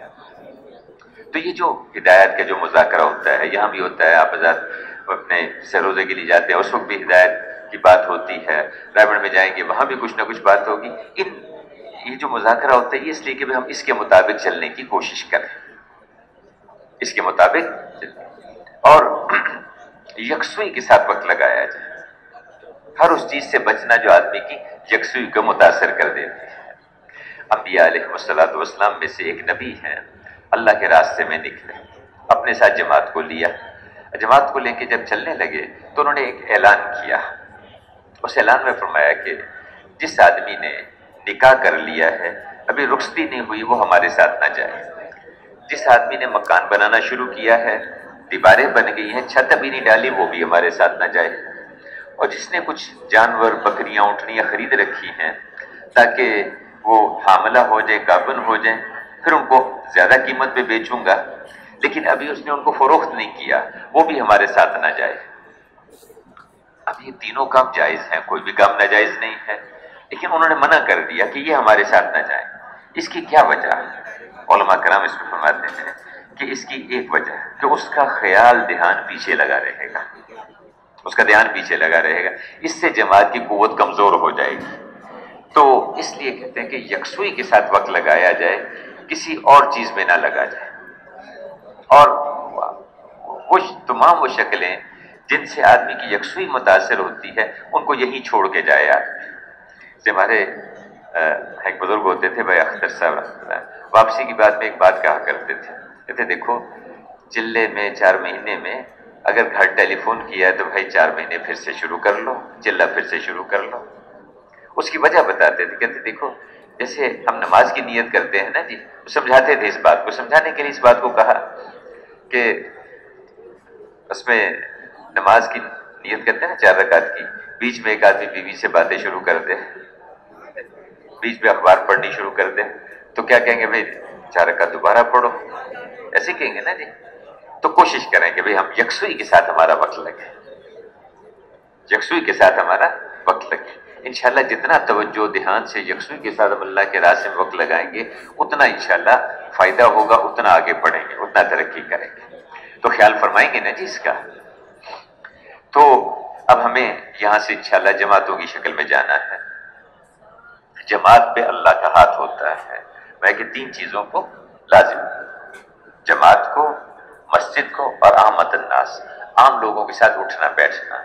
मस्जिद को लाजिम पकड़ लो, जमात को लाजिम पकड़ लो। तो जमात में अल्लाह की मदद, अल्लाह का हाथ होता है। और एक साथी हमारा जिम्मेदार, यहां से हमारी जमात बन गई तो हम तश्कील वालों ने हमारी तश्कील कर दी और रुख हमारे लिए कुछ मशवरे के साथ तय हो गया। सहाबा कराम का ये मिजाज था कि जहां की तश्कील हो जाती वो कभी ये नहीं कहते थे मुझे मशरक में क्यों भेज रहे हो, मगरब की तरफ क्यों नहीं भेजते, ये उनकी तरफ से नहीं होता था। ऐ उमर हम तेरे तीरों में से एक तीर हैं, जिधर चाहे हमें भेजते हैं, जहां चाहे हमें भेजते, जहां चाहे फेंक दे, हम तेरे तीरों में से तीर हैं। और बाज़ औक़ात तो अल्लाह के रसूल क्या करते थे, कभी कभार तो बता भी देते थे फलां जगह जाना है, तो तबूक का सफर, अच्छा कौन कौन इसके लिए जाने के लिए तैयार है, बता भी दिया। और कभी बताते भी नहीं थे और कुछ वजूहात थी उसकी। तो जो जमात का जिम्मेदार बनाते यानी हुज़ूर सल्लल्लाहु अलैहि वसल्लम ने, जो आता है कि मदीना मुनव्वरा से तकरीबन 150 के करीब जमातें आपने अल्लाह के रास्ते में रवाना की हैं। कुछ जमातों में आप 25 से 27 जमातों में आप खुद भी तशरीफ ले गए और बाकी जमातों में सहाबा कराम को भेजा। तादाद थोड़ी भी थी, ज्यादा तादाद में भी थे। तो कोई थोड़े वक्त के लिए गए, कोई ज्यादा वक्त के लिए गए, मुख्तलिफ औकात के लिए। औसतन तकरीबन 4-5 महीने सहाबा कराम के अल्लाह के रास्ते में गुजरते रहे। तो हुज़ूर सल्लल्लाहु अलैहि वसल्लम ने बाज़ मौक़ों पर मशरिक़ की तरफ के हालात मालूम कर रहे हैं, अच्छा भी फलां बस्ती का, फलां इलाके का क्या हाल है, और जमात की तश्कील कर दी। उनसे कहा अच्छा भी मशरिक़ की तरफ चले जाओ, हालात भी वहां के पूछे, उधर को भेज दिया उनको। और अमीर जो जमात का जो जिम्मेदार है उसको एक पर्ची लिख के दे दी और उसमें कहा कि ये दूसरी या तीसरी मंजिल पे जाके इस पर्ची को खोल लेना, इस पे लिखा हुआ है कहां पर जाना है। अब एक मंजिल, फिर दूसरी मंजिल, फिर तीसरी मंजिल पहुंचे, वहां जाके जब चिट खोल के देखी तो उस पे तो वो मगरिब की तरफ का रुख था, उधर को भेज दिया। यानी ऐसी तरबियत आपने फरमाई थी कि जहां की तश्कील हो, जिधर जाने के लिए कहा जाए, जिसके साथ जाने के लिए कहा जाए, जितने वक्त के लिए कहा जाए, उसके लिए तैयार होते थे, काम को सामने रखते थे। तो हम पहुंचना तो हमने भी वही है, लेकिन अभी थोड़ा थोड़ा चूंकि हम सीख रहे हैं ना जी, इसमें इंशाअल्लाह यानी ये यकीन करें कि ये तश्कील वालों का कलम इनके हाथ में नहीं है, आसमानों से फैसला होता है। जहां हमारे मुकद्दर की रोजी है वहां से ये रोक नहीं सकते, और जहां हमारे मुकद्दर का रिस्क नहीं है वहां हम जा नहीं सकते। तो जहां हमारी तश्कील हो जाए, जिसके साथ जोड़ दें, जिसको जिम्मेदार बना दें, हम उसके लिए तैयार हों, उसके लिए हम। अब हमारी जमातें यहां से बन गई, तो जिस इलाके की हमारी तश्कील हुई है, जो हमें पर्चा मिल गया, रुख हमें दिया गया, उसके कुछ हालात यहीं से हम मालूम कर लें, वहां वालों का मिजाज क्या है। क्योंकि आमतौर पे यहाँ से 2 रुख दिए जाते हैं, एक रास्ते का रुख होता है, एक जो है आगे लंबी तश्कील का रुख दिया जाता है। बाज़ जमातों को एक ही रुख उनको दे दिया जाता है, लंबी तश्कील हो जाती है उनकी। तो जहां भी हमारी तश्कील हुई है, जिस इलाके की तरफ भी हमें रुख मिला है, कुछ उसके हालात हम मालूम कर लें, वहां वालों का मिजाज क्या है, किस चीज को दीन समझते हैं, किस तरह से उनको करीब किया जा सकता है। हर इलाके की कुछ वहां की कुछ खूबियां, वहां की कुछ रवाज, कुछ उनकी रवायतें होती हैं, उसके जरिए से उनको दीन की तरफ लाना आसान होता है। माशाल्लाह हमारा सिंध का इलाका है, इसमें मेहमान नवाजी है, सादगी है, पर्दा है इनके अंदर। तो अब इनमें काम करना, अब उनकी सिफात को सराहते हुए उनमें आदमी काम कर सकता है। तो अब हमारी जमात बन गई, जमात एक उसमें जिम्मेदार है। अच्छा हमारे यहाँ अमीर नहीं कहते, जिम्मेदार कहते हैं, उसको जिम्मेदार कहते हैं। तो मतलब उससे वही हो, जिम्मेदार है। लेकिन हमारे यहाँ जिम्मेदार से कि भाई ये यानी जमात को जोड़, जैसे नमाज के लिए नमाज का वक्त आता है ना जी, तो एक साथी को आगे उसको इमामत के लिए उसको खड़ा कर लेते हैं, नमाज पढ़ाई, नमाज खत्म हो गई, इमामत भी खत्म हो गई। اسی طرح سے چلے کی جماعت ہوئی، چلے کے لیے کسی کو ذمہ دار بنا لیا، اور اس میں سروزے کی جماعت بنی، سروزے کے لیے کسی کو ذمہ دار بنا لیا، جماعت ختم، اس کے بعد ذمہ داری بھی ختم ہو گئی۔ تو یہ کوئی یعنی ہماری یہ ساتھیوں سے ایک دوسرے کو یعنی اعمال پہ لانا، ایک دوسرے کا اس کا خیال کرنا، کسی ایک آدھ کو ذمہ دار بنا لیا جاتا ہے۔ بعض اوقات یہ ہوتا ہے کہ آپ آزاد ہفتے واری مشورہ کرتے ہیں علاقوں میں، اس کے لیے جمع ہوتے ہیں، اب جب جمع ہوتے ہیں اس میں کسی کو ذمہ دار بنا لیتے ہیں، تو اب جماعت کا ایک ذمہ دار ہے اور باقی اس کے ساتھ ہے۔ اب جب یہاں سے چلیں گے ہم یہاں سے، تو میرے بھائیوں بزرگوں، سفر شروع کرنے سے پہلے کچھ اعمال ہیں، ان کا اہتمام کریں۔ ایک تو بھائی تھوڑا سا آپس میں مذاکرہ کر لیا، اپنا سامان وغیرہ اکٹھا کر لیا، میں فتزودوا فإن خیر الزاد التقوی، سفر کرنے سے پہلے زاد راہ لے لیا کرو، اپنا ضرورت کا سامان لے لیا کرو، اور سامان اتنا رکھنا چاہیے جس کو اٹھا کے آدمی دوڑ سکے۔ تو معذور ہے تو الگ بات ہے، لیکن سامان اتنا اپنے پاس ہونا چاہیے کہ جس کو اٹھا کے آدمی دوڑ سکے، اتنا سامان، کم سے کم سامان۔ دیکھو ہم دنیا میں مسافر ہیں، اور مسافر کن فی الدنیا کا انا کا غریب، تو دنیا میں ایسے رہ جیسے راستہ چلتا مسافر۔ تو کیا خیال ہے مسافر جو ہے اپنے ساتھ کوئی صوفے کرسیاں لے کے چلے گا؟ کم سے کم سامان پہ۔ اسی طرح دنیا میں رہنا ہے، تھوڑے سے تھوڑے سامان سے گزارا کرنا۔ جو اللہ سے تھوڑی روزی پہ راضی ہو جاتا ہے، اللہ پاک اس سے تھوڑے عمل پہ راضی ہو جاتے ہیں۔ تو کم سے کم سامان اس کو ساتھ رکھنا۔ ایک جماعت اس نے 1.5 سال اس نے لگایا، پہلے 1.5 سال کی جماعتیں بھی چلتی تھی، 1.5 سال لگایا، اور 4 برتنوں کے ساتھ، کراچی والوں کو نہیں سمجھ آئے گی یہ بات، 4 برتنوں کے ساتھ انہوں نے 1.5 سال لگایا۔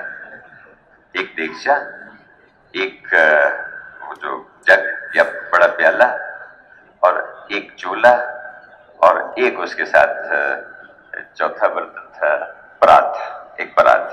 یہ 4 برتنوں کے ساتھ انہوں نے دیگچے میں سالن بنا کے رکھ لیتے تھے، پرات میں آٹا گوندھ لیتے تھے، اور آٹا گوندھ کے اس آٹے کو نکال کے کپڑے پہ رکھ لیتے، کسی چادر پہ رکھ لیا، اور اس پرات کو الٹا کر کے چولہے پہ رکھ کے اس پہ توا بنا لیا، اس کی پچھلی طرف روٹیاں پکا لی، روٹیاں بنا کے دوسرے کپڑے میں رکھ لی، اور اس کے بعد پھر جب اسی پرات کو سیدھا کر کے سالن اس میں ڈالا، اکٹھے بیٹھ کے کھانا کھا لیا۔ 1.5 سال لگائے 4 برتنوں میں۔ ہمارے مولانا عائشہ صاحب کہا کرتے تھے ہماری جماعتیں تو باورچی خانہ ساتھ لے کے چلتی ہیں۔ تو کم سے کم سامان کے ساتھ چلنا۔ اور اب چلتے ہوئے یہاں سے جب اللہ کے راستے میں نکلیں تو بھائی یعنی جیسے اس کے نا کہ ہم اپنے بننے کے لیے نکلے ہیں، حضور صلی اللہ علیہ وسلم کے کام کو سیکھنے کے لیے ہم نکلے ہیں، اور یہ کام ایسا ہے جو کر کے سیکھا جاتا ہے۔ دیکھو کوئی بھی عملی کام ہو وہ آدمی کر کے سیکھتا ہے۔ یہ آٹا گوندنا آٹا گوندنے سے آئے گا، روٹی پکانا روٹی پکانے سے آئے گا، گاڑی چلانی گاڑی چلانے سے آئے گی، گاڑی چلانا چلانے سے آئے گا، تیرنا تیرنے سے آئے گا۔ تو یہ عملی کام ہوتے ہیں، یہ کر کے سیکھے جاتے ہیں۔ جو آدمی کہ میں تو جانتا ہی نہیں ہوں دعوت کیسے دینی ہے، گشت کیسے کرنا ہے، تو میں کیسے کروں، وہ نہیں سیکھے۔ جو کرے گا وہ سیکھے گا، جو کرے گا وہ سیکھے گا، اور سیکھنے والوں سے اونچ نیچ کمی بیشی ہوگی۔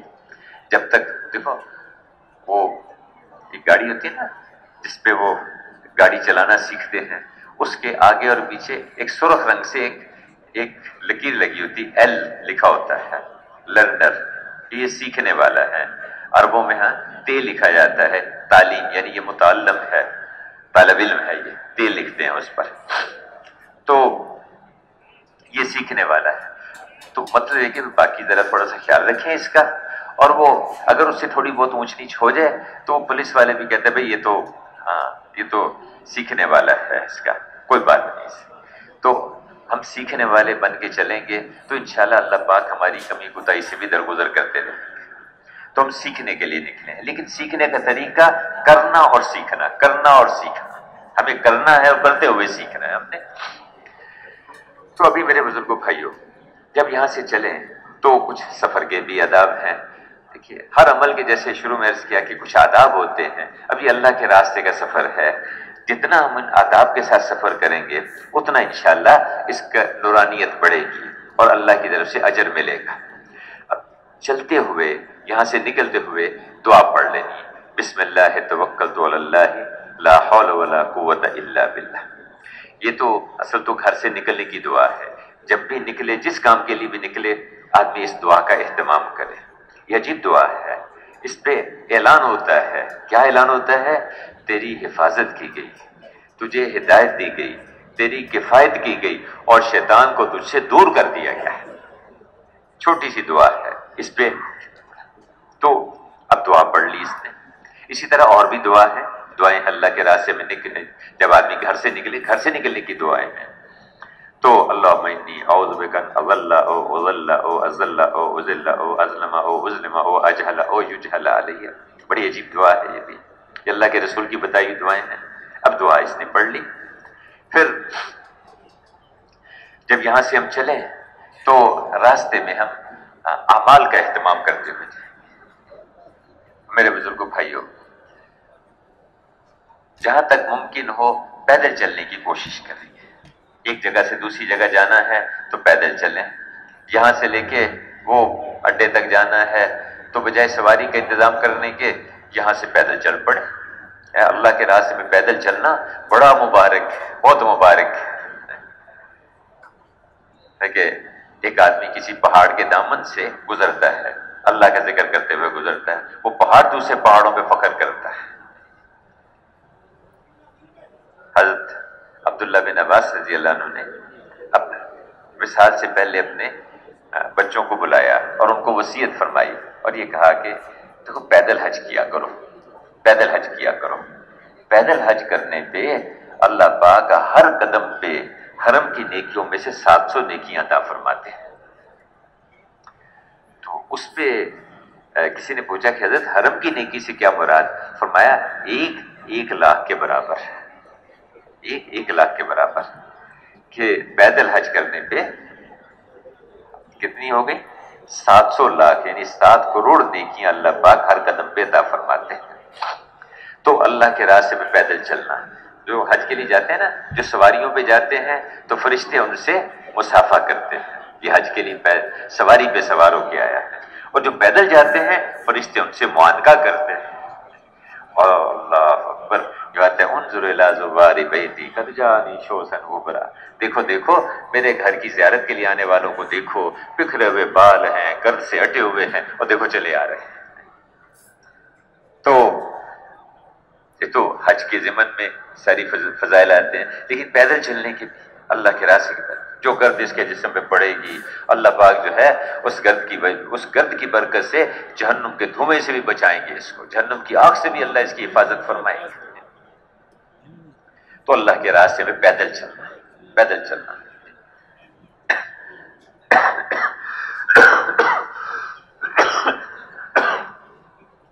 جو بھی جا رہے ہیں بہت مبارک ہیں، ان کو دیکھنا بھی عبادت ہے، ان کو دیکھنے پر بھی اجر ملے گا، یہ اللہ کے راستے۔ اور جو بعد میں جانے والے ہیں، کوئی عذر کوئی تقاضا، اللہ ایک دفعہ اللہ کے رسول ایک جماعت میں تشریف لے گئے تو کچھ لوگ آپ کے پاس آئے کہ یا رسول اللہ ہمارے پاس سواری نہیں ہے، کوئی سواری کا انتظام آپ کر دیں۔ تو آپ نے فرمایا میرے پاس بھی کوئی انتظام نہیں ہے، میں کہاں سے کروں؟ وہ پیچھے رہ گئے، آپ گئے اور راستے میں ایک جگہ آپ نے فرمایا صحابہ سے مخاطب کہ بعض لوگ ایسے ہیں کہ جو تمہارے ساتھ نہیں ہیں، لیکن جس پتھر جس درخت کے پاس سے تم گزرے وہ تمہارے ساتھ تھے، ہر جگہ تمہارے ساتھ تھے۔ یا رسول اللہ ایسے کون لوگ ہیں جو ہمارے ساتھ نہیں ہیں لیکن پھر بھی ہر جگہ ہمارے ساتھ تھے؟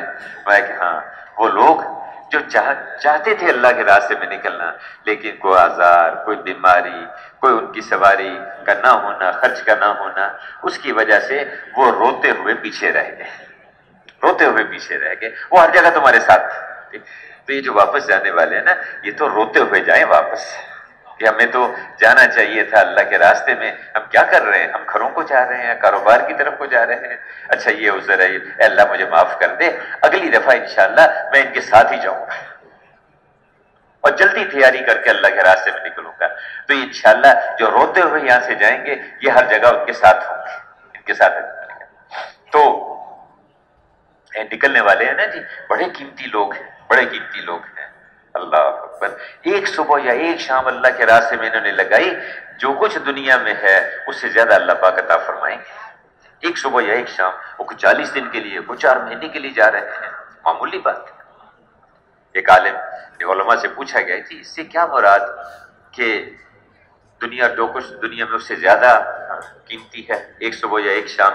فرمایا کہ ہاں، اگر کسی آدمی کو پوری دنیا دے دی جائے، اس کا مالک بنا دیا جائے، یہاں کے پہاڑ، دریا، سمندر، سونا چاندی سب ایک آدمی کو دے دیا جائے، اور اس کو وہ اللہ کے راستے میں صدقہ کر دے، وہ سارے کو صدقہ کر دے، اس پہ جو اس کو اجر ملے گا اللہ کے راستے کی ایک صبح یا ایک شام کا اجر اس سے زیادہ ہوگا۔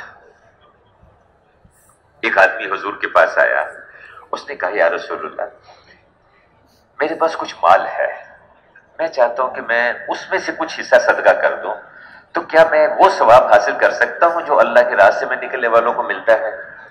آپ نے پوچھا تیرے پاس کتنا مال ہے؟ اس نے کہا جی 6000 درہم تھے یا دینار تھے یہ بات نہیں، اگر درہم تھے تو ایک درہم جو ہے تقریباً 300 روپے کا بنتا ہے ہمارے حساب سے، اور اگر دینار تھے تو وہ تقریباً یوں سمجھو کہ آج کے حساب سے کوئی 30,000 کا بنتا ہے، 30-35,000 کا ایک دینار بنتا ہے۔ اب 6000 دینار کو 30,000 سے ضرب دے لو، کتنی رقم ہوگی اس کے پاس؟ اس نے کہا جی اس میں سے میں کچھ خرچ کر دوں۔ آپ نے فرمایا تو کہہ رہے نا کچھ خرچ کر دوں، اگر تو سارا بھی خرچ کر دے، سارا بھی خرچ کر دے تو یہ اللہ کے راستے میں نکلنے والوں کی نیند کے ثواب کو نہیں پا سکتا۔ بہت مبارک ہے، بہت۔ تو اب یہ حضرات جب چلے یہاں سے تو راستے میں اعمال کرتے ہوئے جانا، پیدل چلنے کی کوشش کریں، جہاں سواری لی اچھا بھی تو اس میں کوشش کریں کہ کچھ اجتماعی جو ہے رقم وہ آپس میں جمع کر لیں، رقم جمع کر لیں، لیکن رقم اتنی جمع کریں کہ جو یہاں سے لے کے وہ منزل تک پہنچنے کے لیے کافی ہو جائے، بہت زیادہ رقم نہ جمع کریں، اور اس کو بھی پھر جو جماعت کا ذمہ دار ہے وہ 2-3 ساتھیوں کے بیچ میں تقسیم کر کے رکھ دے اس کو، تاکہ بعض اوقات وہ گر جاتی ہے، کوئی ضائع ہو جاتی ہے تو ساری رقم ضائع نہ ہو، تو اس لیے ذرا اس کا خیال رکھا جائے۔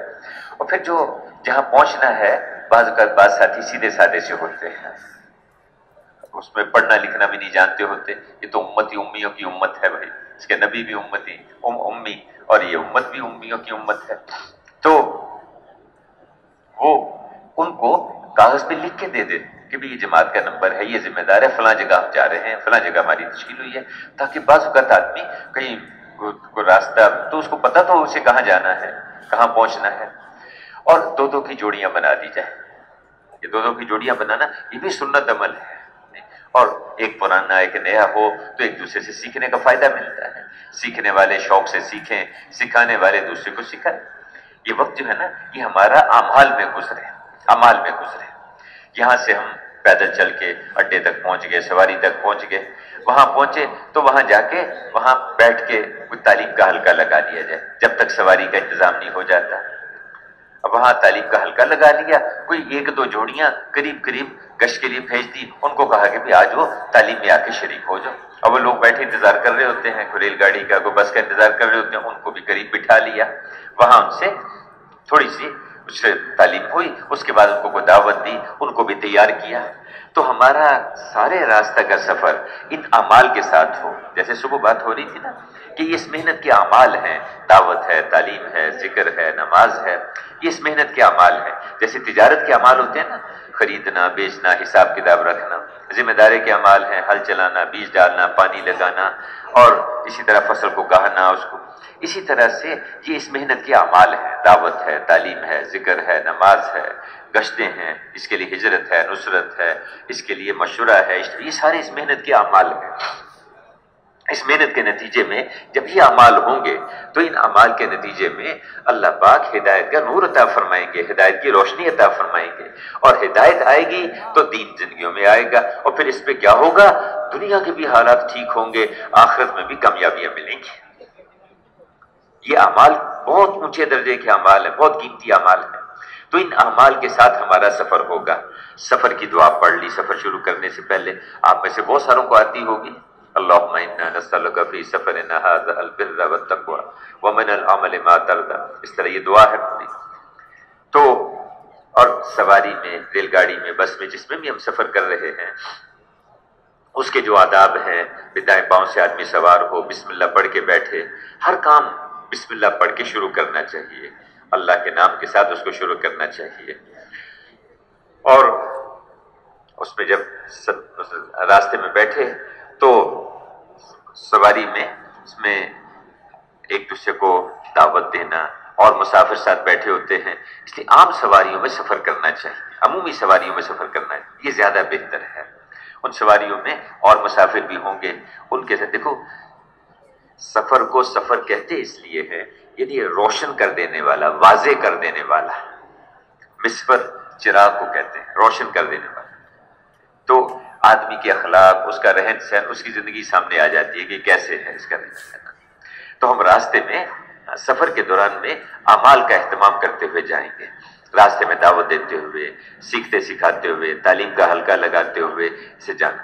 आप सल्लल्लाहु अलैहि वसल्लम सफर में तशरीफ ले जा रहे थे, आप जा रहे थे तो सामने से एक देहाती आ रहा था, आपने उसको रोका, उससे हालचाल पूछा, फिर उसे कहा कि तुझे को खैर की चीज ना बताऊं? जरूर बताइए। आपने फरमाया तू ये कलमा पढ़ ले, ला इलाहा इल्लल्लाह मुहम्मदुर रसूलुल्लाह। उसने कहा ठीक है मैं पढ़ तो लूं, लेकिन इस बात पे कोई आपका गवाह है? तो वादी के किनारे एक दरख्त था, आपने उस दरख्त की तरफ इशारा किया, वो दरख्त जो है जमीन को चीरता हुआ इन दोनों के पास आगे खड़ा हो गया, और उस दरख्त के तने से आवाज आई, अशहदु अल्ला इलाहा इल्लल्लाह व अशहदु अन्नका मुहम्मदुर रसूलुल्लाह। उस देहाती ने इसको देखा, इस मुअज्जिज़े को, ईमान ले आया, कलमा पढ़ा उसने। आपने इशारा किया, दरख्त वापस अपने किनारे, वादी के किनारे पे चला गया, आपने अपना सफर जारी रखा और उसने अपना सफर जारी रखा। तो सफर में दावत देना, आप एक सफर में तशरीफ ले जा रहे थे तो राह हो गया, आपने सहाबा से पूछा कि जी ये दो रास्ते हैं, यहाँ से एक रास्ता है जरा लंबा है, दूसरा रास्ता मुख्तसर है, इस पे घास वगैरह भी है, लेकिन इसमें दो डाकू रहते हैं, बड़े खतरनाक हैं, तो हम क्या करें? हमारे जैसा होगा तो क्या फैसला करें? वह नहीं, इधर नहीं जाना, खतरनाक रास्ता, हम इधर से जाएंगे। ठीक है, जान और माल की हिफाजत करना ये भी जरूरी है, इससे इनकार नहीं है, गलत नहीं है, ये भी हम कमजोर है ना जिससे हम। और अल्लाह के रसूल ने क्या कहा? नहीं, हम ये इस रास्ते से चलेंगे, क्योंकि हमें तो अपनी जान और माल की फिक्र, अल्लाह के रसूल को उनके ईमान की फिक्र, उनकी आखिरत की फिक्र, इन बेचारों का क्या बनेगा? अब हम इधर से चलेंगे। अब आपने इस रास्ते को अख्तियार किया, जब इधर से चले तो वो पहाड़ी से दो आदमी उतरते हुए नजर आए। अल्लाह की शान ने अल्लाह के रसूल को देखा तो उनके अल्लाह ने हजूर सल्लल्लाहु अलैहि वसल्लम को देखना ईमान की हालत में, और उसी ईमान पे उसका इंतकाल हो, उस मुकाम पे पहुंचा देता है, सारी दुनिया के वली कुतुब मिलके वहां तक नहीं पहुंच सकते। सहाबी का अल्लाह पाक, मेरे सहाबा का जो मुकाम है, सिर्फ ईमान की हालत में देख लेना अल्लाह के रसूल को, यहां तक पहुंचा देना।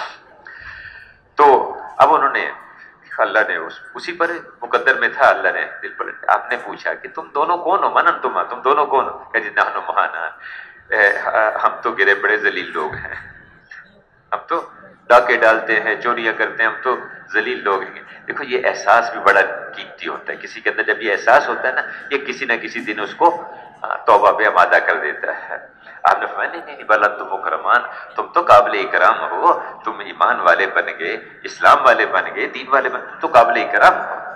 तो सफर में दावत देना, सफर में अल्लाह की तरफ बुलाना, अमाल का एहतमाम करते हुए जाना, इसी तरह सीखते सिखाते हुए जाना।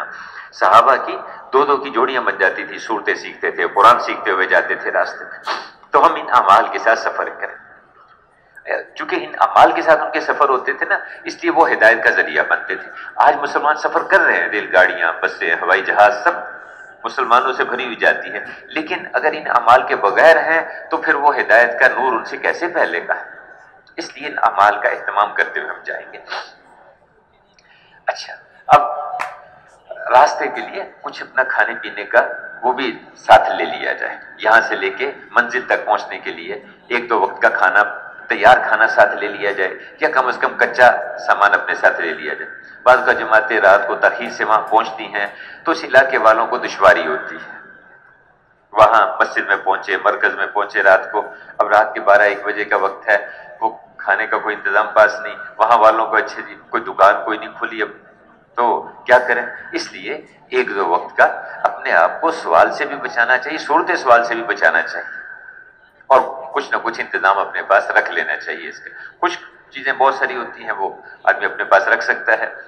تو اب سواری کے سفر کے آداب کا خیال رکھتے ہوئے، ہاں راستے میں جس کو دعوت دی جائے اس کو اپنے ساتھ جڑنے کے لیے تیار نہیں کرنا، اپنے ساتھ جڑنے کے لیے تیار نہ کیا جائے، اس کی تشکیل کر دی جائے، اچھا بھی اپنے علاقے میں جا کے وہاں سے کسی اپنی جماعت کے ساتھ جڑنا وہاں پر، اور نماز کا وقت آ جائے تو نماز کا اہتمام کرنا، جماعت کے ساتھ اہتمام کرنا، اذان دیکھے۔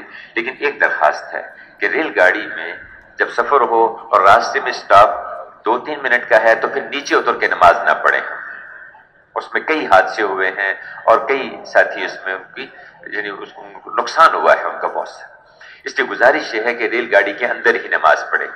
ہاں جہاں کوئی بڑا سٹاپ ہے جیسے حیدرآباد ہے یا سکھر کا سٹاپ ہے، 15-20 منٹ گاڑی وہاں رکے گی، وہاں کی نوعیت اور ہے، بس نماز پڑھے پھر فوراً گاڑی کے اندر آ کے بیٹھ جائے، تو ورنہ ریل گاڑی کے اندر نماز پڑھے، نیچے اتر کے نہ، کئی دفعہ ایسے نقصان ہو گیا بہت سارا، تو اس کا خیال رکھا جائے، اور مسافروں کو بھی ساتھ اپنے نماز میں شریک کرنے کی کوشش کی جائے۔ اچھا یہ ہے کہ راستے میں تھوڑا سا پانی کا انتظام کر لیا، کوئی 1-2 گیلن بھر کے پانی کے پاس رکھ لیے جائے، کیونکہ وہ جو ڈبے کا جو پانی ہوتا ہے وہ تو سارے مسافروں کا حق ہے نا جی اس میں، تو ہم اس میں سے کوئی لوٹا وغیرہ پاس رکھیں اور اسی پانی سے جا کے وضو کر لیا، تو اس کا ذرا اہتمام کر لیا۔ پھر میرے بزرگوں، جہاں کی ہماری تشکیل ہے، جب بستی میں ہم پہنچے تو اس بستی میں داخل ہونے سے پہلے بستی کے بھی کچھ آداب ہیں، بستی کی مصنون دعائیں ہیں، ان دعاؤں کا ہم اہتمام کرتے ہوئے داخل ہوں۔ دور سے بستی نظر آ رہی ہے تو ایک دعا پڑھنے کی، اللہم رب السماوات سبع ما اضللنا ورب الارضین سبع ما اقللنا ورب الریاح وما ذرینا ورب الشیاطین وما اضللنا فإنا نسألک خیر هذه القریہ وخیر اہلها ونعوذ بک من شرها وشر اہلها وشر ما فیہا۔ اسی طرح بستی میں داخل ہوتے ہوئے اور دعا پڑھنے کی ہے۔ پھر جہاں پہنچنا ہے، جو ٹھکانہ ہے وہاں پہنچ گئے تو وہاں کی اور دعا پڑھنے کی ہے۔ تو ہر موقع کی دعائیں ہیں، یہ بہت بڑا قیمتی خزانہ ہے جو اللہ نے ہمیں اپنے حبیب کے ذریعے سے دیا ہے۔ اور بستی میں داخل ہونے سے پہلے تھوڑا سا آپس میں مذاکرہ بھی کر لیا، مقامی کوئی ساتھی ہوں ان کو قریب کر لیا، اور تھوڑے سے کچھ آداب کا مذاکرہ ہو، کچھ بستی میں ہم کس لیے جا رہے ہیں، کس مقصد کے لیے جا رہے ہیں۔ جیسے شروع میں بات ہوئی نا کہ ہم اللہ کے راستے میں حضور صلی اللہ علیہ وسلم کے کام والا بننے کے لیے اور حضور کی محنت کو سیکھنے کے لیے ہم چلے، ہم اس محنت کے لیے جا رہے ہیں، اور اس بستی میں ہم ایسی محنت کریں کہ یہ بستی حضور صلی اللہ علیہ وسلم کی مدینہ والی بستی کا نمونہ بن جائے۔ کیا مطلب؟ کہ جو مقصد وہاں کے رہنے والے لوگوں کا تھا وہی مقصد یہاں کی ہر بستی کا ہو جائے، اور جس محنت کے اعمال پہ حضرات صحابہ کرام کو اللہ کے رسول ڈال کے گئے تھے، ان اعمال پہ یہ مسجد یہ بستی والے بھی آ جائیں، اس کے لیے دعوت، تعلیم، ذکر، اس کے لیے ہجرت، اس کے لیے نصرت، اس محنت کا اہتمام ہو جائے، اور پھر ان کی زندگی کے شعبوں میں حضور والے طریقے چالو ہو جائے، ان کے بازاروں میں دین، ان کی عدالتوں میں دین، ان کے دفتروں میں دینی زندگی ہو، ان کے ہسپتالوں میں اللہ کے احکامات ہوں، ان کے گھر گھر میں دین۔ تو اس نیت سے کہ اللہ ہم اس بستی پہ ایسی محنت کریں گے کہ اس بستی والوں کا مقصد بھی بدلے، ان کی محنت بھی بدلے، اور ان کی زندگی کے طریقے بھی بدل جائیں۔ اس کے لیے ان کو اللہ کے راستے میں نکالنا بھی ہوگا، اور ان کو اپنی مسجد میں محنت کے لیے اعمال کے ساتھ جڑنے کے لیے بھی تیار کرنا ہوگا۔ مقامی جماعت مضبوط ہو اور خروج کا، اس کی ہمیں محنت کرنی ہے۔ تو انشاءاللہ تھوڑا سا مذاکرہ کر کے بستی کی دعائیں پڑھتے ہوئے ہم مسجد کی طرف کو چلیں گے، نظروں کی حفاظت کرتے ہوئے جانا ہے۔ اب جب بستی میں مسجد میں جب پہنچے، مسجد کے تو مسجد ہے، مسجد اللہ کا گھر ہے، اس کے آداب ہیں، ان آداب کا خیال رکھا جائے۔ یہ اللہ کا گھر ہے، اللہ اکبر۔ یا مسجد میں داخل ہوتے ہوئے دعا پڑھنی ہے، اللہم افتح لی ابواب رحمتک، اے اللہ اپنی رحمت کے دروازے میرے اوپر کھول دے۔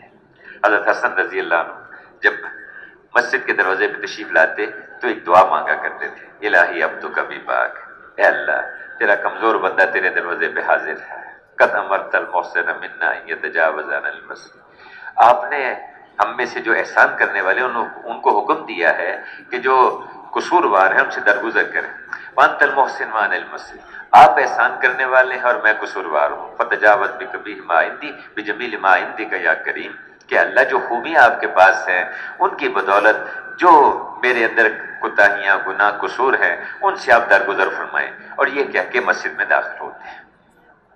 دائیں پاؤں سے مسجد میں داخل ہونا. اب مسجد اللہ کا گھر ہے، اللہ کا گھر ہے، محبوب کا گھر ہے، بادشاہ کی حکم الحاکمین کی جگہ ہے. یعنی مساجد یہ بیت اللہ کی بیٹیاں ہیں. مسجد ہر وقت اللہ کی رحمت وہاں اترتی ہے. جو مسجد میں آ گیا وہ اللہ کی رحمت میں آ گیا. جو اللہ کے گھر میں آ گیا، جو دن میں 5 دفعہ مسجد میں آتا ہے 5 دفعہ اللہ کے ذمہ اس کی مہمانی ہو گئی. ابھی اللہ کا مہمان بن گیا. تو مسجد میں داخل ہوئے، اپنا سامان وغیرہ ایک طرف ایک کونے میں رکھ دیا، اس پہ چادر ڈال دیں. اور دیکھو یہ اللہ کا گھر ہے، اللہ کا گھر، اس میں آداب کے ساتھ رہنا چاہیے، آداب کا خیال رکھنا چاہیے. کیونکہ اگر مسجد کے آداب کا خیال نہیں رکھا جائے گا تو قیامت قریب آ جائے گی. اس لیے مسجدوں میں آوازیں نہ بلند کی جائیں، آوازیں اونچی نہ کی جائیں، بدبودار چیز مسجد میں نہ لے جائی جائے. مسجد میں دنیا کی باتیں کرنے سے بچا جائے، اس سے بچا جائے. اس سے تو اب مسجد میں جب داخل ہوئے تو سامان وغیرہ ایک طرف رکھ کے اس کے بعد اگر اس میں مکروہ وقت نہ ہو تو بھائی وضو کر کے 2 رکعت 4 رکعت پڑھ لی جائے. دعا مانگی جائے اللہ سے کہ اللہ تیرے گھر میں آئے ہیں، تیرے دین کی محنت کی نسبت پہ آئے ہیں، اللہ ہماری بھی تربیت فرما اور اس بستی والوں کو بھی تو اپنے کام کے لیے قبول فرما. دعا کر کے اس کے بعد پھر ساری جماعت مشورے کے لیے بیٹھ جائے.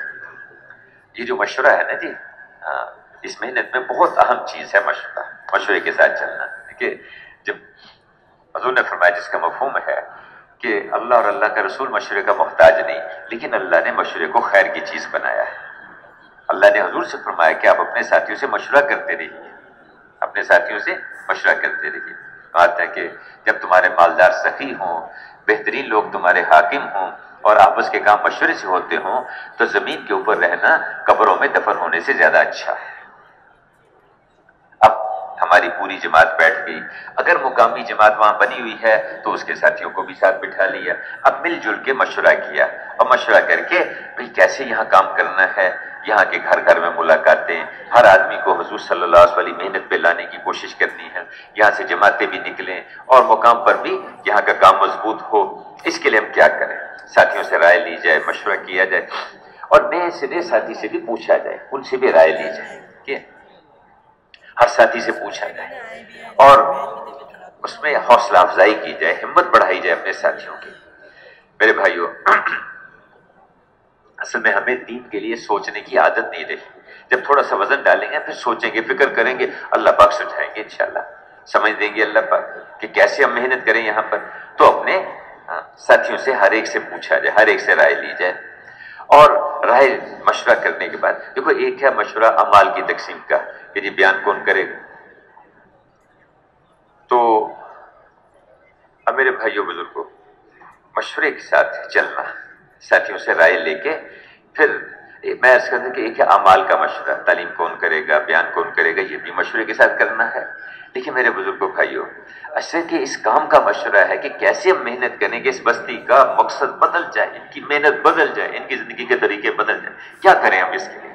اس کے لیے ہم ساتھیوں سے رائے لے کے مشورہ کر کے پھر وہاں گشتوں کی ملاقاتوں کی ہم ترتیب بنائیں. 2 کی جوڑیاں بن کے ہم بستی میں پھیلیں، گشتیں ملاقاتیں اور مشورے میں کسی کے رائے کو کاٹا نہ جائے اور کسی کی رائے کو حقیر نہ سمجھا جائے. ساتھیوں کی حوصلہ افزائی کی جائے اور سب کے مشورے کے ساتھ جو بات طے ہو جائے اس کو کر لیا جائے. جو ذمہ دار ہے وہ بھی کوشش کرے کہ سارے ساتھی ایک چیز پہ جمع ہو جائیں. اکثر ساتھی جس پہ آ جائیں اس طرح کرنے کی کوشش کی جائے. باقی یہ کہ جو ذمہ دار جو بھی طے کر دے ہم کوشش کریں گے ساتھ جڑ کے چلنے کی. اور اللہ کی شکر ہمارے جو ذمہ دار ہوتے ہیں وہ اس میں دین کے مطابق ہی طے کرنے کی کوشش کرتے ہیں. تو اب مشورے کے ساتھ کام کی ترتیب بنائی، 24 گھنٹے کے اعمال کا نظام بنایا. میرے بھائیوں بزرگوں، اس میں بستی میں ہم خصوصی ملاقاتیں، گشتیں، خصوصی گشت سے مراد خواص میں ملاقاتیں. عمومی گشت عوام میں ملاقاتیں، خصوصی گشت خواص میں ملاقاتیں.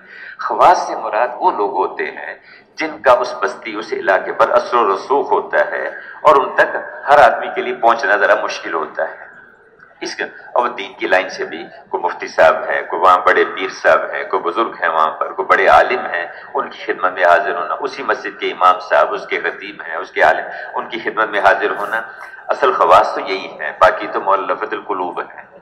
اصل خواص یہ ہے جو دنیا کے بھی آخرت کے بھی خواص ہوں گے، انبیاء کی وراثت اللہ نے ان کو دی ہے، تو علماء کرام کی خدمت میں ان کے پاس حاضر ہونا، ان کے لیے دعا کی درخواست کرنا، ان کی زیارت کے لیے جانا، اور اسی طرح ایسے لوگ جن کا بستی پر اثر ہے، کوئی ناظم ہے، کونسلر ہے، کوئی وہاں کے سرکاری بڑے افسر ہیں، کوئی فوج کے افسر ہیں، یا کوئی پٹواری ہے، نمبردار ہے گاؤں کا، یا وہاں پر کوئی ڈاکٹر صاحب ہیں وہاں پر، اس قسم کے لوگ، ان کا پورے علاقے پر اثر ہوتا ہے، ان کے پاس ملاقاتوں کے لیے جانا ہے کہ بستیوں میں ان کے دروازوں کے ذریعے داخل ہوا کرو، اور یہ بستیوں کے دروازے ہوتے ہیں، میں کہ تمہارے پاس قبائل کے بڑے آئیں گے، میں تمہیں ان کا اکرام کرنے کی وصیت کرتا ہوں۔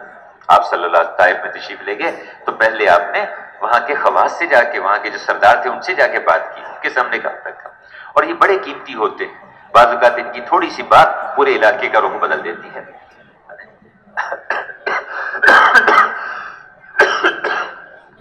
سعد بن معاذ رضی اللہ عنہ بنو اشر کے سردار تھے، تشریف لائے، کلمہ پڑھا، واپس گئے اپنے قبیلے میں، سارے قبیلے کو جمع کیا، پوچھا کیسا آدمی ہو؟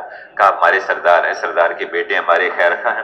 کہا دیکھو میرا تمہارے مردوں عورتوں سے کلام حرام ہے جب تک تم اسلام میں نہ آ جاؤ۔ تھوڑی سی دعوت تھی، شام تک سارا قبیلہ اسلام پہ آ گیا۔ تو اللہ پاک نے ایک وجاہت دی ہوتی ہے، ایک حیثیت دی ہوتی ہے، وہ حیثیت ان کی اس طرح ہے۔ تو ٹھیک ہے، دین کسی کا محتاج نہیں، لیکن بھائی ہم تو ہر ایک کے محتاج ہیں، ہم ہر ایک کو لینے کی کوشش کریں گے، ان سے ملاقاتیں کرنا، ان کے پاس آداب کے ساتھ جانا، اور نہیں تو کم از کم اتنی تشکیل ہو جائے کہ جی آج شام کو آپ اچھا ہمارے پاس چائے پہ تشریف لے آئیے گا، وہ کھانے بھی ہمارے پاس بیٹھ جائیں، جب آئیں گے بیٹھیں گے کچھ نہ کچھ بات چلے گی ان کے ساتھ۔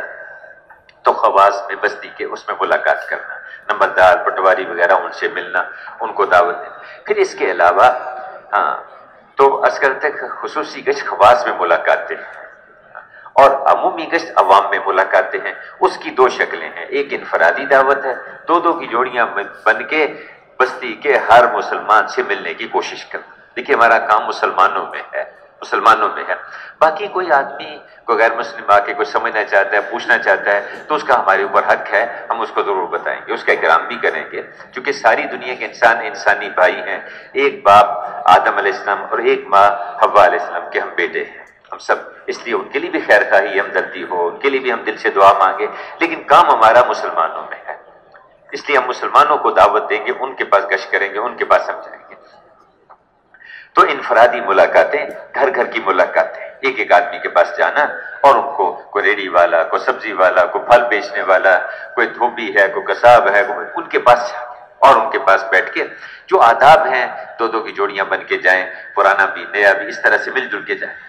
اور یہ جو لوگوں کے پاس چل کے جانا ہے، یہ سارے نبیوں کی سنت ہے، سارے انبیاء علیہ الصلوۃ والسلام لوگوں کے پاس چل کے جاتے تھے، اور گھنٹوں کیا کہ ربی انی دعوت قومی لیلا و نہارا، اے اللہ رات دن میں نے دعوت دی، رات دن دعوت دی، رات دن خوب بھرپور ملاقاتیں پوری بستی میں بکھر جائیں، ایک آدمی کے پاس ایک دفعہ جائیں، دوسری دفعہ جائیں، اور 6 نمبروں میں بات کرتے ہوئے ان کے سامنے یہ ذمہ داری رکھی جائے، کام رکھا جائے ان کے سامنے، اللہ کی نعمتیں، اللہ کے احسانات گنائے جائیں، اور پھر ان کو متوجہ کیا جائے، دیکھو بھائی ہم مسلمان ہیں، ہم اللہ کی مانیں گے، اللہ کے رسول کے طریقوں پر چلیں گے، اور جو اللہ کے حکموں پہ چلے گا، اللہ کے رسول کے طریقوں پہ زندگی گزارے گا، اللہ پاک اس سے راضی ہوں گے، دنیا اور آخرت میں دونوں جہانوں میں اس کو کامیاب کریں گے۔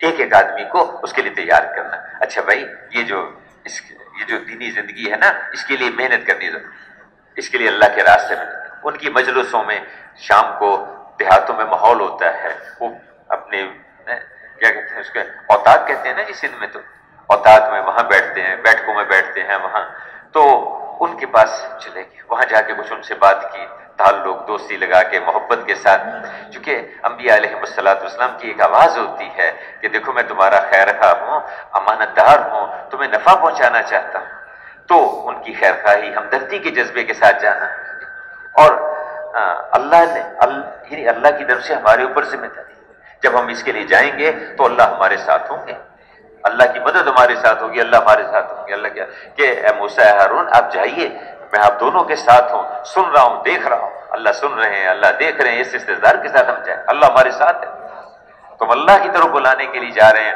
اللہ کی طرف دعوت دینے کے لیے جا رہے ہیں۔ تو ایک ایک مسلمان کو جا کے ہم اس کے سامنے کام رکھیں گے، اس کو ہم اللہ کے راستے میں نکلنے پر تیار کریں گے۔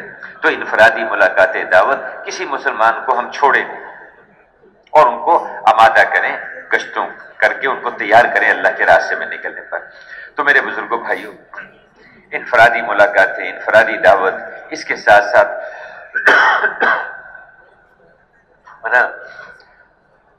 عصر کے بعد عام طور پہ عمومی گشت کرتے ہیں، کہیں مغرب کے بعد کا موقع ہوتا ہے، مغرب کے بعد بھی کرتے ہیں۔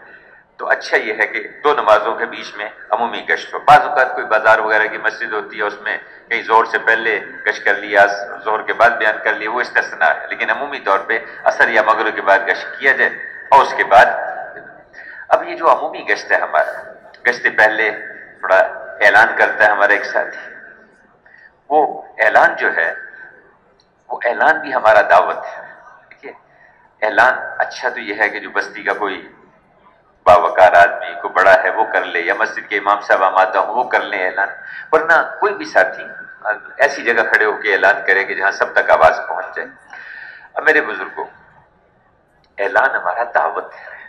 بعض کا ساتھی اتنی سی بات کہتے ہیں کہ بھائیو دوستو، ابھی ایمان و یقین کی بات ہو گئی، سب تشریف رکھیں، ٹھیک ہے، لیکن اعلان ہمارا مکمل تب ہے اس پہ یہ چند باتیں کہی جائیں۔ دیکھو میرے بزرگوں بھائیوں، دونوں جہانوں کی کامیابی، دنیا اور آخرت کی کامیابی اللہ کے ہاتھ میں ہے، اور اللہ نے اس کو پورے دین کے ساتھ جوڑا ہے۔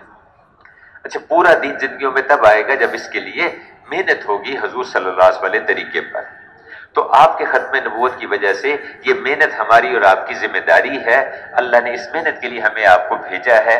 اس بارے میں انشاءاللہ ابھی دعا کے بعد بات ہوگی، اور دوسرے مسلمانوں سے ملنے کے لیے بھی جائیں گے، آپ بازار تشریف رکھیں۔ تو ساتھیوں کو بٹھایا، اس کے چاہے مغرب کا اعلان ہے چاہے صبح کا اعلان ہے، اس کا گشت کا اعلان ہے، ہمارا اعلان ہمارا تقریباً انہی الفاظ پر ہوگا۔ اسی طرح سے اس کے بعد جب وہ گشت کے لیے جب ساتھی جمع ہو گئے تو ایک ساتھی گشت کی ترغیب دے گا۔ اب جس کے ذمہ گشت کی ترغیب دینا ہے وہ بھی انہی بنیادوں پہ بات کرے گا کہ دونوں جہانوں کی کامیابی اللہ کے ہاتھ میں ہے، اللہ نے اس کو پورے دین کے ساتھ جوڑا ہے، پورا دین حضور والی محنت کے ذریعے سے زندگیوں میں آئے گا، یہ محنت ہماری آپ کی ذمہ داری ہے۔ اب اس نسبت پہ ہم دوسرے مسلمانوں سے ملنے کے لیے جانا ہے، اس میں کچھ صحابہ کے واقعات، کوئی انبیاء کرام کی قربانیوں کے واقعات، اللہ کے راستے میں نکلنے کے فضائل، گشت کے کچھ فضائل بیان کر دیے جائیں، اور پھر ان کے بعد جماعت بنا دی جائے۔ جو گشت کے لیے آمادہ ہوں ان کی جماعت بنا دی۔ عمومی گشت کی جو جماعت ہے اس میں 8-10 ساتھی ہونے چاہیے، 7-8 ساتھی ہونے چاہیے۔ یہ 3-4 کی جو جماعت ہے نا جی، یہ عمومی گشت کے لیے یہ ناکافی ہے، کافی نہیں ہے۔ ہاں کسی جگہ کو گلیاں تنگ ہیں یا کوئی خاص وجوہات ہے وہ اور بات ہے، عام طور پہ 7-8-10 ساتھیوں کی جماعت ہونی چاہیے، اس میں پرانے زیادہ ہوں نئے کم ہوں۔ لیکن بعض کا جماعت میں اکثر نئے ساتھی ہوتے ہیں، کوئی بات نہیں، انہیں کو ساتھ لیں گے، یہی چل آگے پرانے بنیں گے۔ تو جماعت ذرا اور اچھی جماعت، اچھا جماعت ذمہ دار بھی بنا سکتا ہے، اور جس ساتھی نے گشت کے آداب بیان کیا وہ بھی جماعت بنا سکتا ہے، کوئی حرج نہیں اس میں، دونوں طرح ٹھیک ہے۔ یا کسی اور ساتھی کو بھی اچھا آپ ذرا گشت کی جماعت بنا دو، کوئی حرج نہیں۔ تو گشت، لیکن اس کا خیال رکھا جائے کہ جماعت مضبوط ہو اور اس میں سنجیدہ ساتھی ہو۔ اب اس کے بعد گشت کے آداب بیان کرنے ہیں۔ آداب وہیں بیٹھے بیٹھے بھی بیان ہو سکتے ہیں، اور یہ بھی ہو سکتا ہے کہ گشت کی جماعت بنا لی، محلہ بڑا ہے 2-3 جماعتیں بھی بن سکتی ہیں، اب وہ جماعت بنا کے ان کو ایک طرف کر لیا، اور وہاں گشت کے تھوڑے آداب اس کا مذاکرہ ہو گیا کہ دیکھو بھئی یہ عمومی گشت کے لیے ہم جا رہے ہیں، یہ گشت جو ہے اس لیے ہے کہ ہمیں داعیانہ اور ذاکرانہ طور پر پھرنا آ جائے۔ جس فکر کے ساتھ انبیاء کرام پھرتے تھے، جس غم کے ساتھ، جس درد بے چینی کے ساتھ وہ پھرتے تھے، ہم اس فکر اس غم کے ساتھ ہم بھی پھرنے والے بن جائیں۔ اب ان کے اندر کا کیا غم تھا، ان کے اندر کی کیا بے چینی تھی کہ ایک آدمی بھی جہنم میں نہ جانے پائے، ہے کہ تم جہنم کی طرف کو دوڑے جا رہے ہو اور میں تمہاری کمرے پکڑ پکڑ کے تمہیں اس سے بچانے کی کوشش کر رہا ہوں۔ آپ کے تو عمومی گشت کریں، اس کے بعد پھر بھائی گشت کرنے کے بعد جماعت بنا کے، اچھا اب وہ جب جماعت واپس آ جائے، جو جماعت گشت کے لیے گئے لوگوں کو نقد لانے کی کوشش کرے. اب گشت کے لیے ساتھی ان کو تیار کر کے مسجد میں لے کے آنا، پھر نماز کے بعد، مغرب کی نماز کے بعد اعلان کر کے پھر بیان ہو. بیان ہمارا 6 نمبروں میں ہو. دیکھیے ہمارا بیان 6 نمبر میں ہے، چاہے شام کا بیان ہو چاہے صبح کا بیان ہو. اور اس بیان میں اس کے بعد پھر پورا مطالبہ، پوری تشکیل کی جائے، اور تشکیل میں نقد جماعتیں بنانے کی کوشش کی جائے. چلے 3 چلے کی جماعت بھی تیار کی جائے، سروزے کی جماعتیں بھی تیار کی جائیں. ملکوں کا مطالبہ اس کے بعد ہے، پہلے نقد جماعتیں ہم تیار کریں. تو بیان میں 6 نمبر پورے ہوں، کسی نمبر کو چھوڑا نہ جائے. یہ بعض جگہ پہ بیان میں یہ صورت بن گئی، پہلا نمبر بیان کرتے ہیں یا آخری بیان کرتے ہیں اور بیچ والے سارے چھوڑ دیتے ہیں. ہماری دعوت مکمل تب ہوتی ہے جب پورے 6 نمبروں کی بات ہو، کسی نمبر کو چھوڑا نہ جائے. اسی طرح فجر کا بیان ہے، اس میں بھی پورے 6 نمبر کی بات ہے، اور اس کے بعد بھی پوری تشکیل، پورا مطالبہ ہے. تو عمومی گشت کے ذریعے سے لوگوں کو نقد جماعتیں نکالنے کی کوشش کرنا. دیکھو جماعتیں بیانوں سے تیار نہیں ہوتی، جماعتیں تو انفرادی ملاقاتوں سے تیار ہوتی ہیں. جتنی ہماری ملاقاتیں ہوں گی، گشتیں ہوں گی بھرپور، اس کے لوگوں کو اللہ پاک جو ہے ان کے لیے نکلنا آسان فرمائیں گے. تو بھائی تصویر نہیں بناؤ، بھائی تصویر نہیں بناؤ. تو اللہ پاک جو ان کے لیے آسان فرمائیں گے. تو نقد جماعتیں ہم اللہ کے راستے میں نکالنے کی کوشش کریں.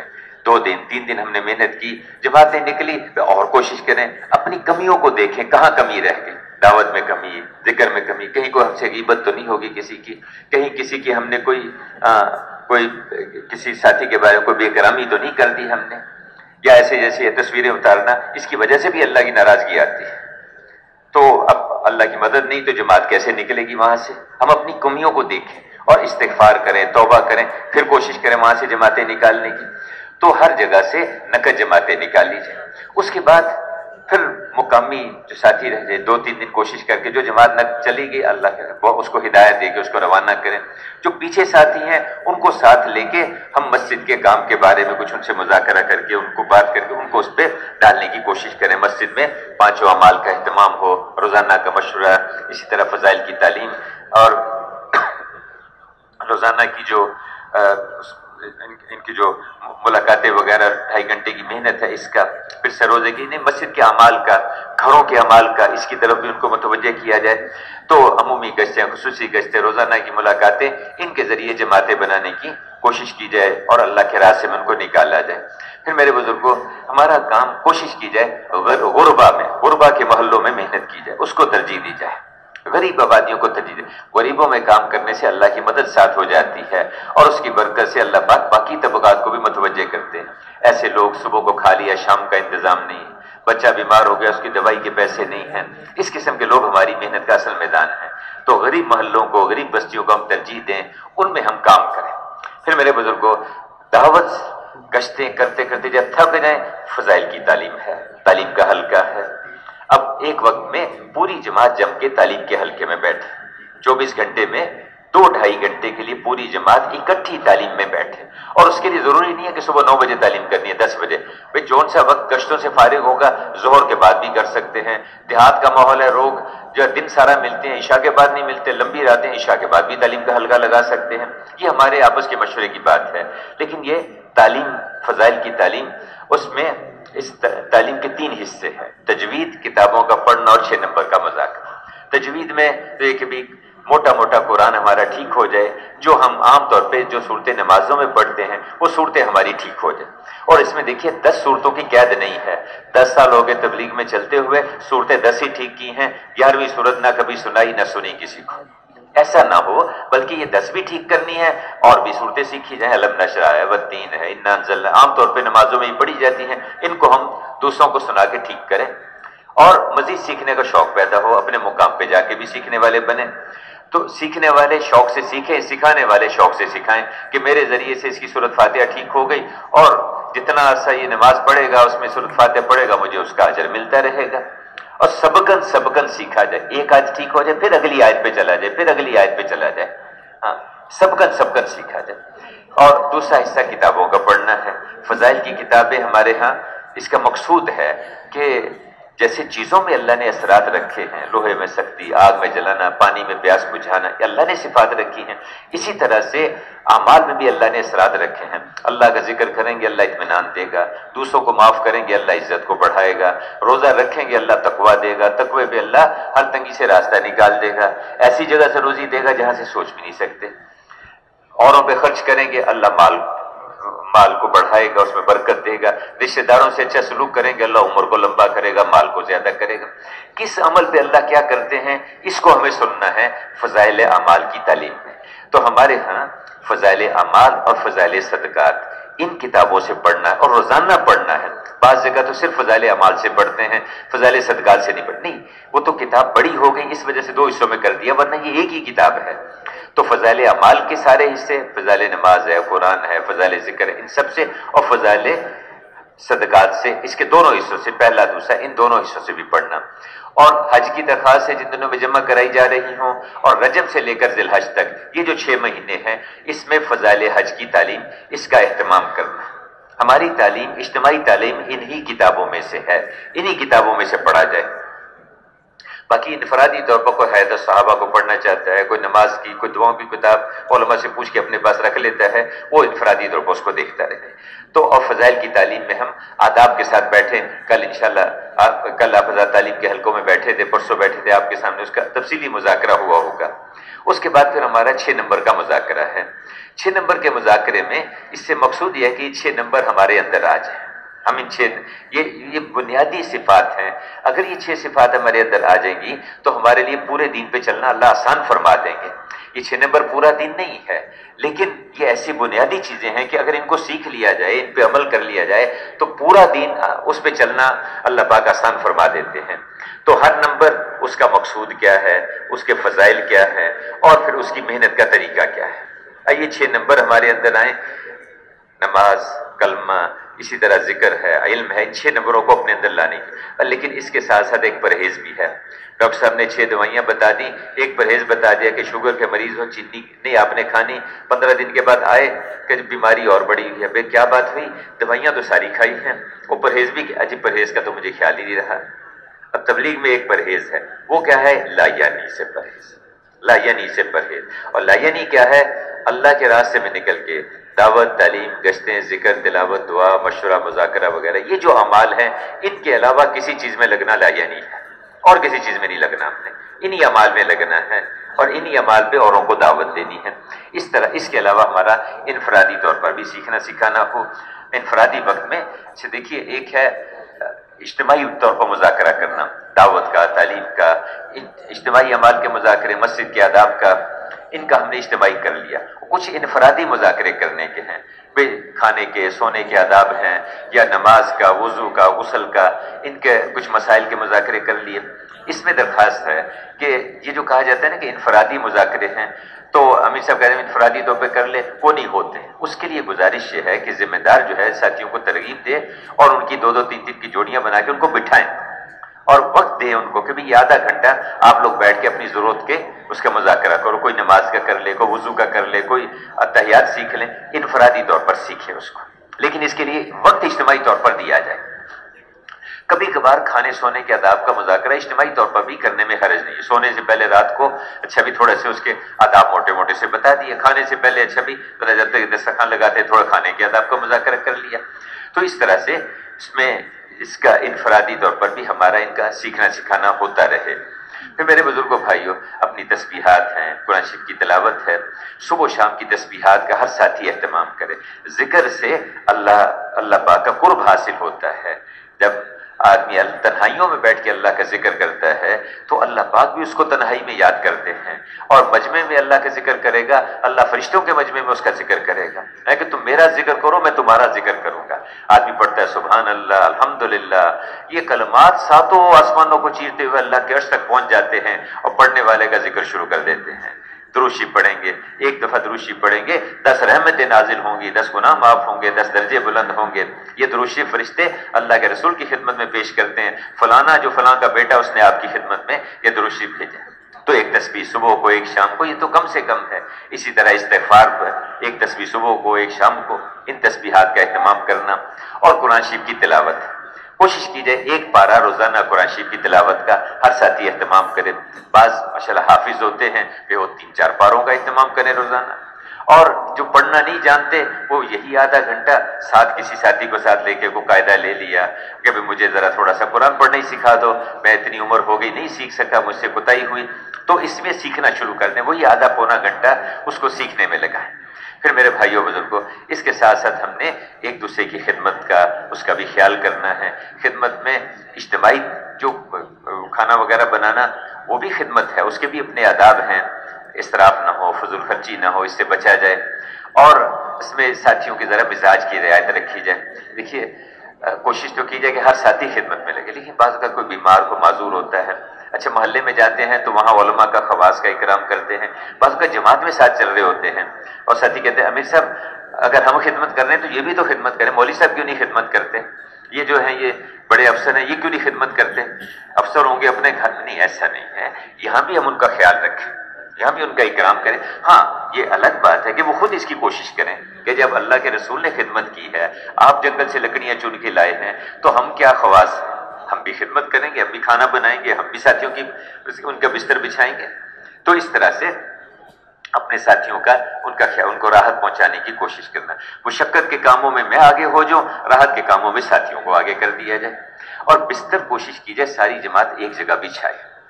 ये मस्जिद बाज़ का बड़ी होती है, 2 साथी ने इधर 3 साथी ने उधर, और किसी साथी को अकेले न रहने देना कि वो कमरे में अलग जो है आराम कर रहा है, बाहर कोई साथी अकेला न रहे। कोशिश करें कि 2 साथी कम से कम इकट्ठे मिलकर मस्जिद से बाहर जाए। ज्यादा वक्त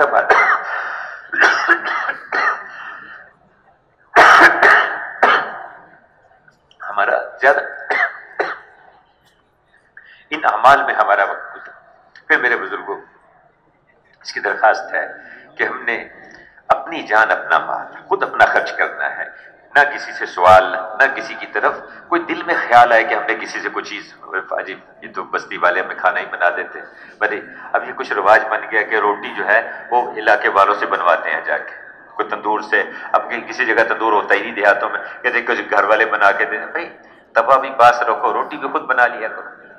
फिर अपनी खिदमत भी खुद करनी है, अपने कपड़े धोने, अपना जो बिस्तर वगैरह बिछाना, खुद अपनी खिदमत करनी है। बदनी खिदमत सिर्फ बीमार के लिए है या कोई ज़ईफ है उसके लिए है। बदनी खिदमत नौजवानों की खिदमत नहीं बदनी करनी, उनको वो अपने काम खुद हर आदमी से। फिर मेरे बुजुर्गों भाइयों, कोशिश की जाए कि हमारी दुनिया की बातें ना, आखिरत के तज़किरे, अमाल के तज़किरे। बाज़ का यानी दुनिया की बातें जो है नेकियों को खा जाती हैं।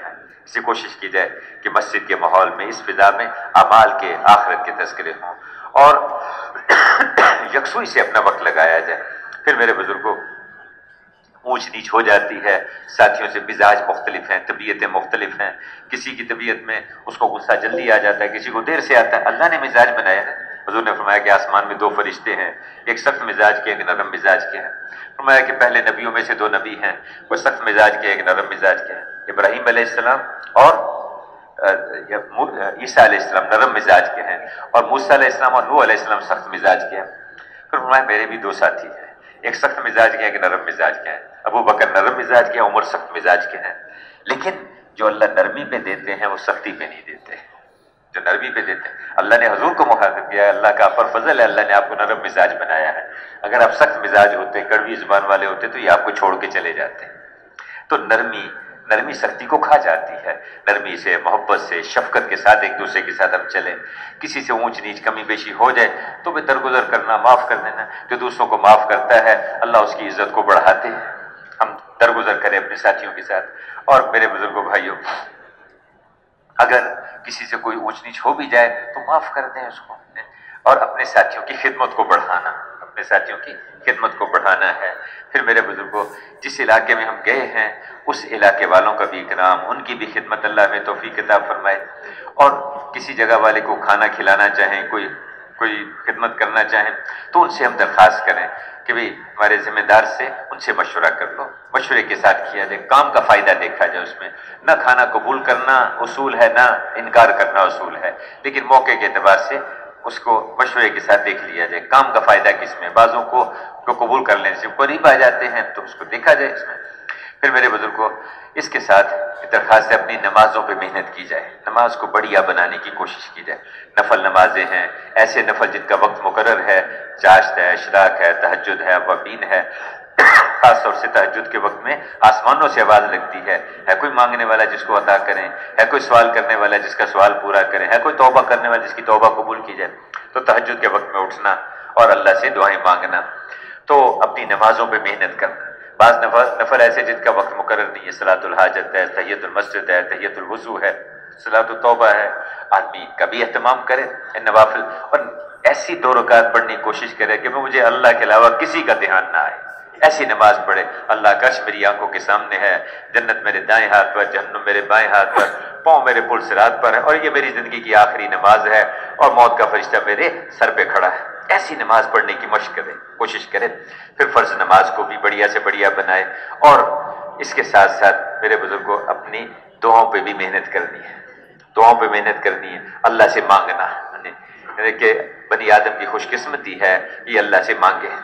اللہ پاک جو ہے مانگنے والے سے خوش ہوتے ہیں، تو اللہ سے مانگنا، جس کے لیے اللہ سے مانگنے کا راستہ کھل جاتا ہے اس سے اوروں سے نہیں مانگنا پڑتا۔ تو راتوں کو ہم دعائیں مانگیں، لمبی لمبی دعائیں ہوں ہماری، خوب اللہ سے مانگا جائے۔ فرض نماز کے بعد دعائیں قبول ہوتی ہیں، اذان کے وقت کی دعا قبول ہوتی ہے، اذان اور اقامت کے درمیان جو وقت ہوتا ہے اس میں دعائیں قبول ہوتی ہیں، کوئی نیک عمل کرنے کے بعد آدمی دعا مانگتا ہے، تو دعا مانگی جائے۔ ان دعاؤں کی برکت سے اللہ پاک بہت سارے کام بنا دیتے ہیں۔ تو خیال فرمائیں گے نا انشاء اللہ۔ باقی کمی بیشی جہاں ہو جائے اللہ سے بھی معافی مانگتے رہیں، استغفار کرتے رہیں۔